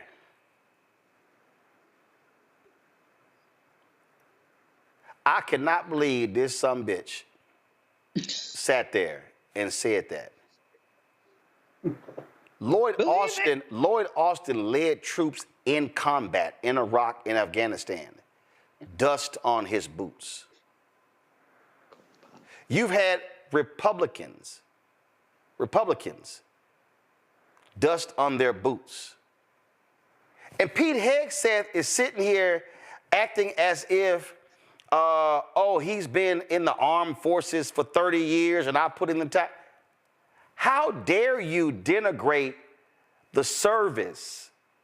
You mentioned Chuck Hagel, Republican, dust on his boots.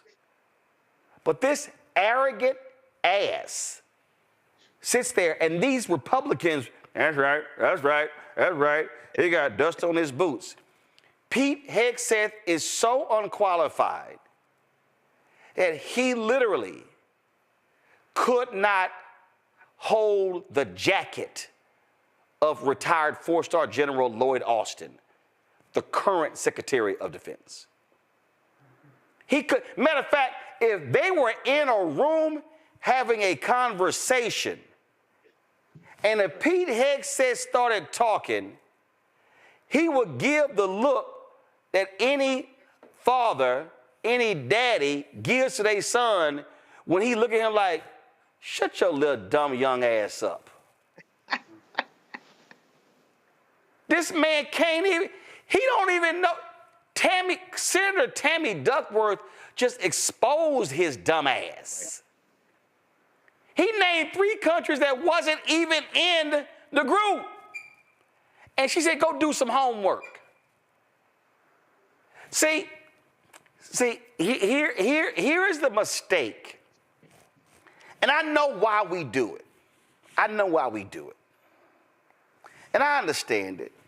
And look, I've been guilty of it. I remember when the Baltimore Sun had this white boy, racist ass TV critic who wrote something on me, said that I wasn't qualified to be on cable news. And I'm like, hell, my resume deeper than yours. And so what ends up happening is we end up responding to, well, I've done this. Let me say this right now. For every black person watching right now,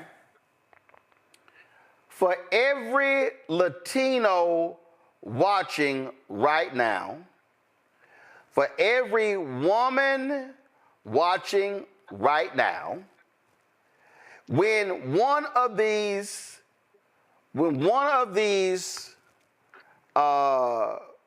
ignorant, dumb, nonsensical, trifling MAGA fools, when any of them have the audacity to question your resume, That's right. to question whether you have, how did you get into this college?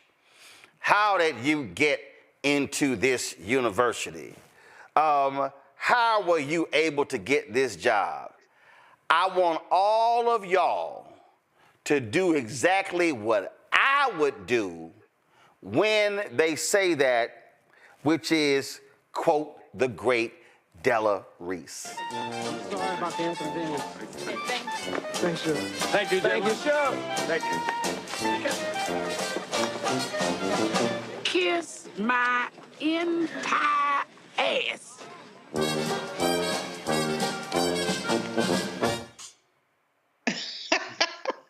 Enough said. I'll be right back.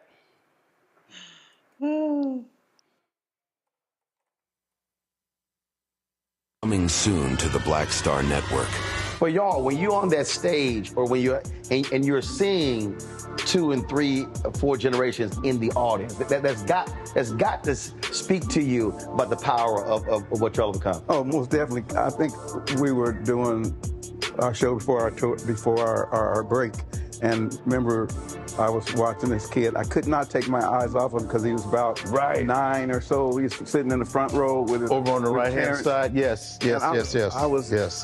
I was amazed that this kid knew everything, and I was like tripping to see how many songs this kid actually knew. And he knew them all. And he knew them all. We had to go over there and bring him on stage and take a picture with him, you know, at the end of the show and stuff, because it was just that amazing. It's like, this is crazy. You know, the music travels everywhere, you know, like what Philip was saying, seeing this young kid, then you hear our songs on commercials, cold commercials. Then you have the younger ones that hear our music in animation.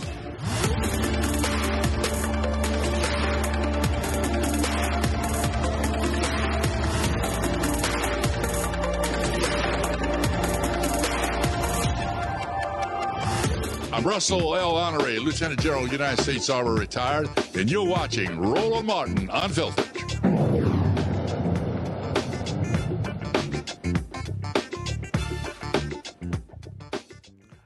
A disturbing encounter took place between an 11-year-old black girl and deputies from a New York sheriff's office. The young girl was walking home from school when a deputy from the Onondaga County Sheriff's Office approached her and claimed she resembled a suspect wanted for stealing, watch this, y'all, a car. Fortunately, her friend was quick thinking and began recording the incident. The girl's mother later shared the 7-minute video clip on her Facebook page. We contacted the child's mother as well as the county sheriff's office for comment.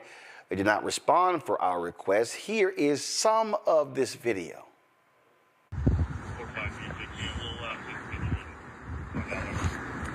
Wait. Wait, I'm actually so confused. I'm scared. There's another one right there. I'm staying with her. I don't care about what your dad says. Y'all can go. Y'all can. You guys can keep going. No, I gotta stay with her. This is my sister. This is your sister? Yes. You can't just leave her. It's my sister, cousin. We're related. Where you coming from? We're coming from school. We were literally all just playing in the yard. Okay, well, like I just said, you're just being detained right now because you're not in the description. I'm recording. Your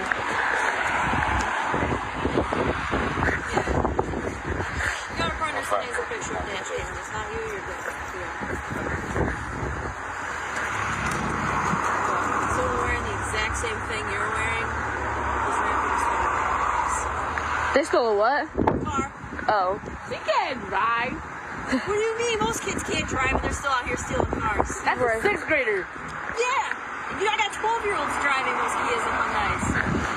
Oh. Wait, was it a He yellow probably car? got Angela. No, it wasn't yellow. What color was it? Black. Oh. What type of car was it? It was a Kia. Bro, it was one of them Kia boys. Kia girl. Brighton Academy. Brighton Academy? Yeah. Yeah, that's cool right there. You guys got us. We got out of school at like 1, but we just... How in the hell you gonna? Okay, this is why I'm confused. How you gonna accuse an 11-year-old girl for stealing the car? Where the car?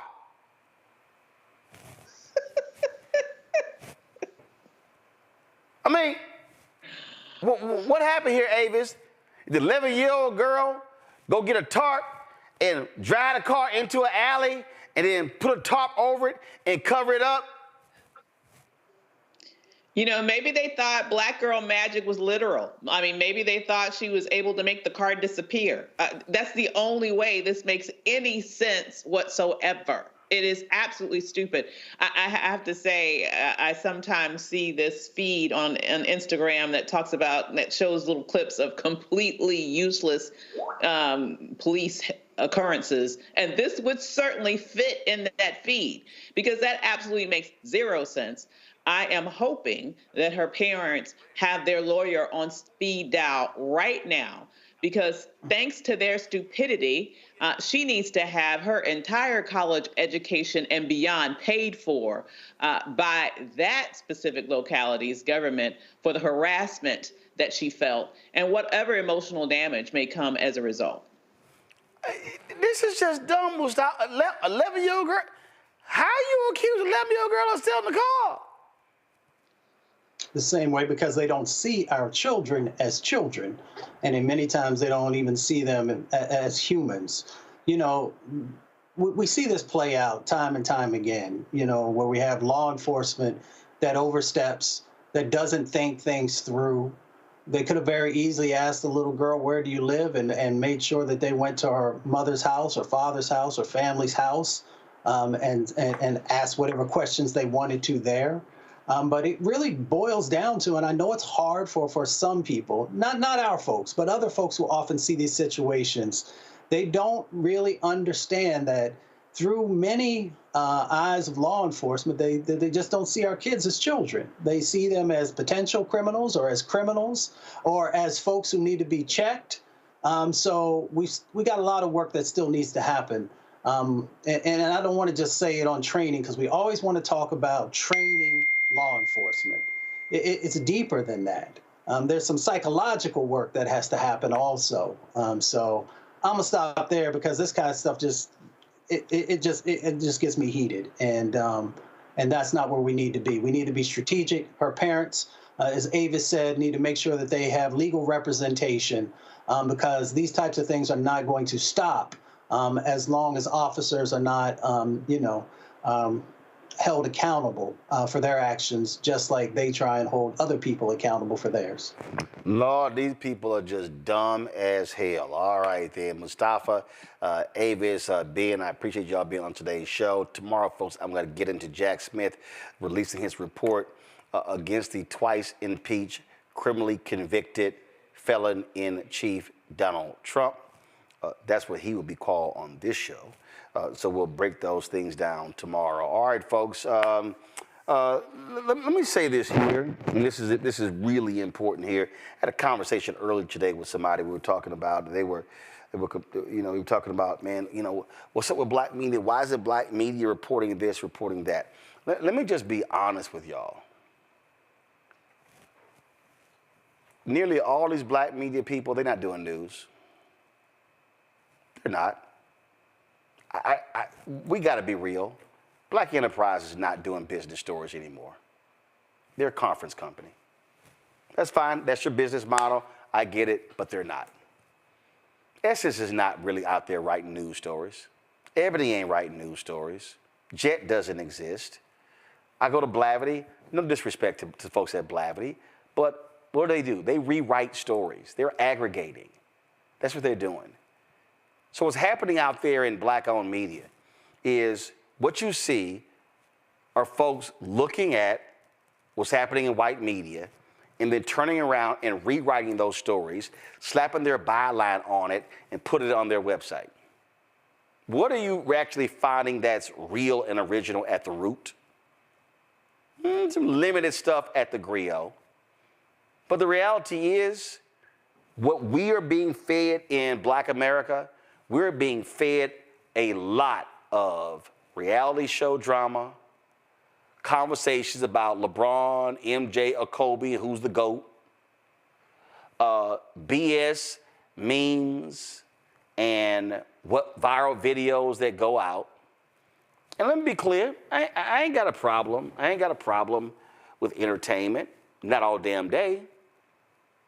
People were asking me, hey man, what do you think about Drake and Kendrick? And I said, I don't give a shit.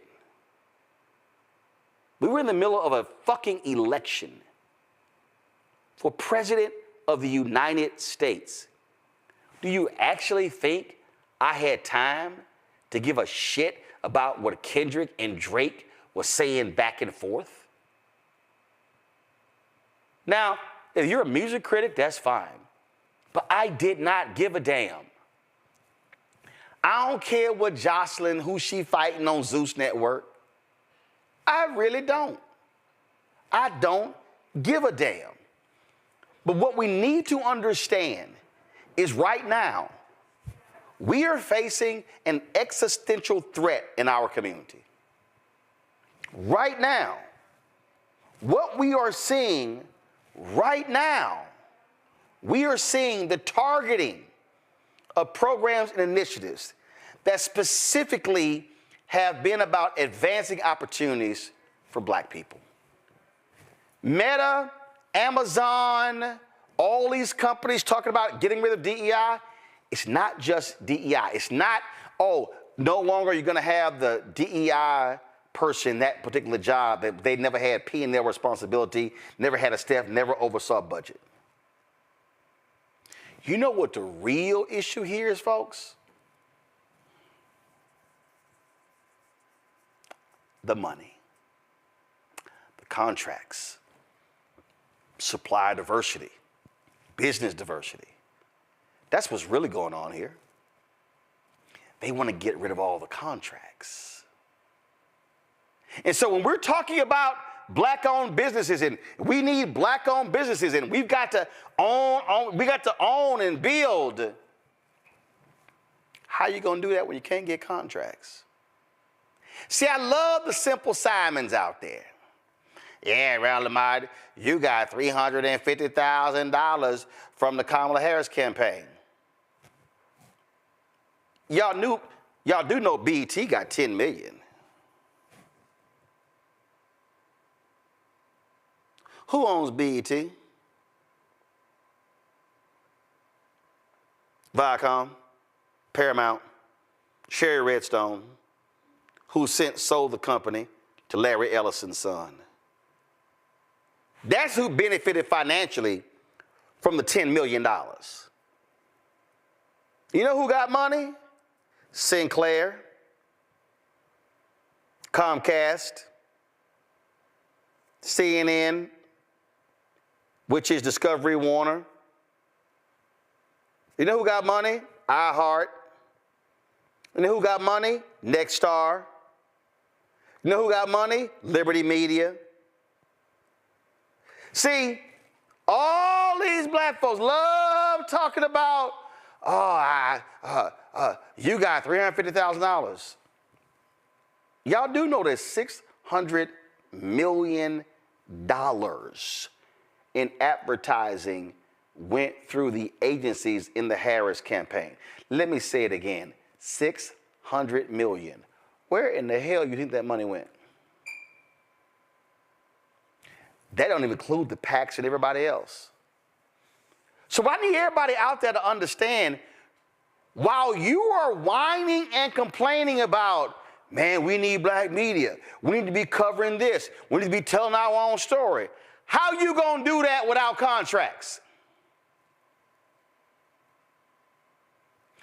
Last year, $10 billion, a record amount, $10 billion went to black-owned businesses with federal contracts. Guess what is going to happen in less than a week? They're going to stop keeping data, racial data. They're going to bundle contracts. I can say it right now, I will put the money on it. In the next year, you are going to see a dramatic drop in the number of contracts that black-owned businesses get from the federal government. But let me tell you what's happening. State governments, get rid of DEI, all this sort of stuff. You got the governor of Texas, that idiot, Greg Abbott, who literally is threatening the president of Texas A&M University with his job over a claim that Texas A&M broke the state's DEI ban because of a conference for African American professors. This is the front page of the Texas Tribune. It's happening. Come on, guys. It's happening. I'm telling y'all, you got to look at the contracts. What they want to do is they want to shut down the flow of dollars to black people. People keep asking me, oh my God, what are we going to do? What? I don't know, man. What's going to happen? What are we going to do? And this is, I have been warning. Y'all can't say I've been warning y'all. I've been warning y'all. And I've been telling y'all this here. We are going to rue the day when we no longer have black news information sources, when we are being dependent upon somebody else for our information. So what is going on right now? You've got Meta.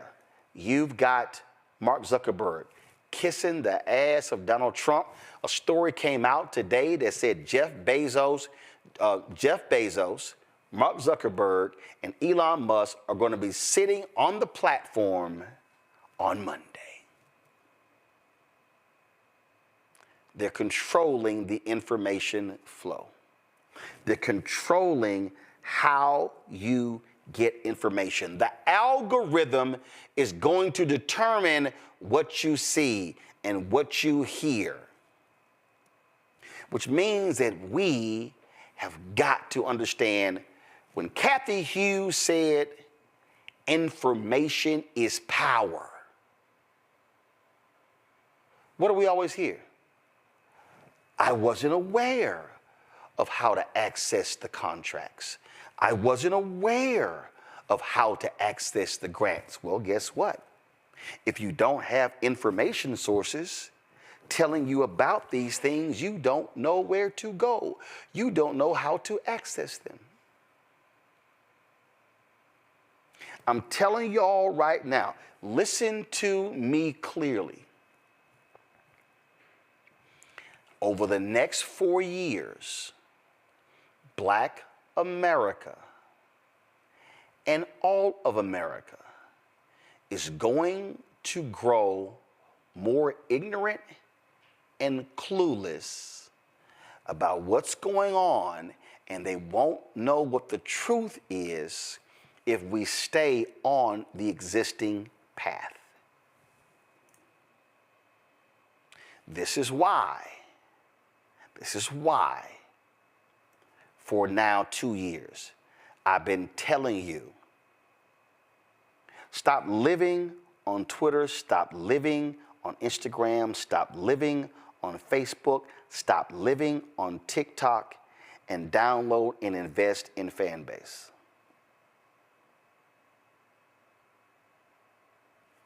Because then you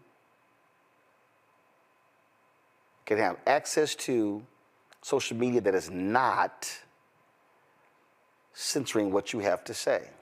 Isaac Hayes dropped this video today. What's up? It's that time, because I know you see it. And I see it. We've just crossed $5.5 million raised for Fanbase on Start Engine.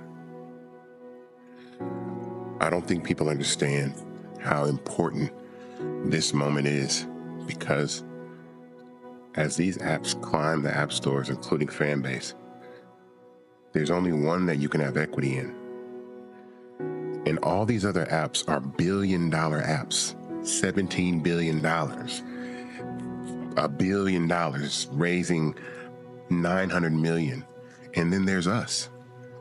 And I think this is the most important story in tech right now, that an independently funded, crowd-funded social media app is 6 spots away from being the #1 social media app in America. That is insane to me. That is crazy. But you guys have an opportunity to invest and have equity in Fanbase. So go to startengine.com/fanbase and invest. The minimum to invest is $399.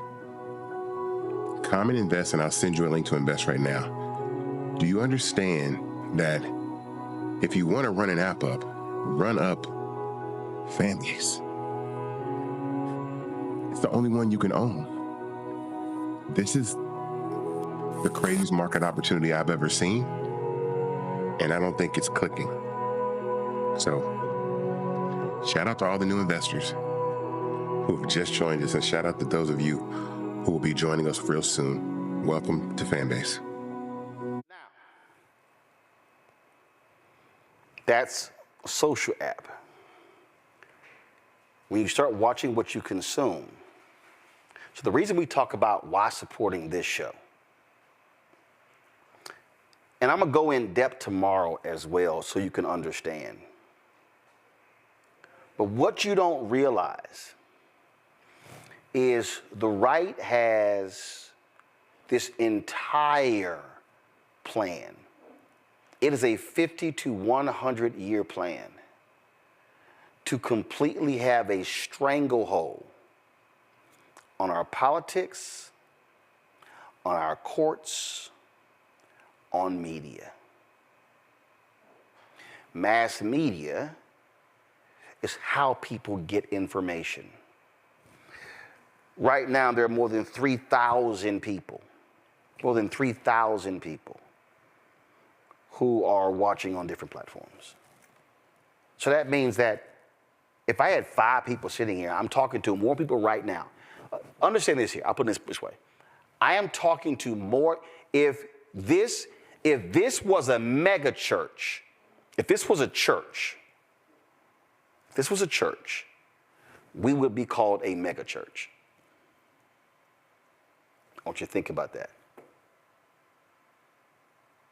We're not some storefront church. You have to be able to get information to the masses. And you have to understand they don't want information going to the masses. They don't want our people to be aware. Why did they say if any enslaved person of African descent was found reading, you could be killed? Because they understood the power of information. Why did the white supremacists refuse to ensure that our schools were funded and did not want black kids getting education? Because They were scared to death of the power of information. What we are trying to do is create something that says you don't have to depend upon what they tell you, what they show you. Black liberation happened because of Frederick Douglass, the North Star, because of Martin Delany, because of Freedom's Journal, because of Ida B. Wells Barnett, because of Ebony, Jet, Negro Digest, Black Enterprise, Essence Magazine, Black Newspaper, Chicago Defender, Pittsburgh Courier, on and on and on. But black people bought the magazines and the newspapers. The revolution, y'all, ain't going to be free. This stuff cost. An 85-inch television for graphics is $2,000 to $3,000. So I need us to understand that we can actually do in 2025 what Robert Abbott did with the Chicago Defender in 1905. But we have to have the courage to actually do it. Folks, support what we do. Join our Bring the Funk fan club. For Cash App, hit us using the QR code Stripe. You can see it right there. Or if you're listening, go to Black Star Network, use the QR code. Send your check and money order. P.O. Box 57196, Washington, D.C. 20037-0196. PayPal, R. Martin Unfiltered. Venmos, RM Unfiltered. Zelle, Roland at RolandSMartin.com. Roland at RolandMartinUnfiltered.com. Download the Black Star Network app, Apple phone, Android phone, Apple TV, Android TV, Roku, Amazon Fire TV, Xbox One, Samsung Smart TV. Also, be sure to get a copy of my book, White Fear, How the Browning of America is Making White Folks Lose Their Minds, available at bookstores nationwide. Get the audio version that I read on Audible. And also get our Roland Martin Unfiltered Black Star Network merchandise. All of that money goes right into the show. And so you can see the shirts right there, rolandmartin.creator-spring.com, or go to blackstarnetwork.com. Folks, that's it. I'll see y'all tomorrow. Dr. King's actual birthday tomorrow. Holla! Black Star Network is here. Oh, no punch! I'm real revolutionary right now. Thank you for being the voice of Black America. All momentum we have now, we have to keep this going. The video looks phenomenal. See, there's a difference between Black Star Network and black-owned media and something like CNN. You can't be black-owned media and be scared. It's time to be smart. Bring your eyeballs home. You dig?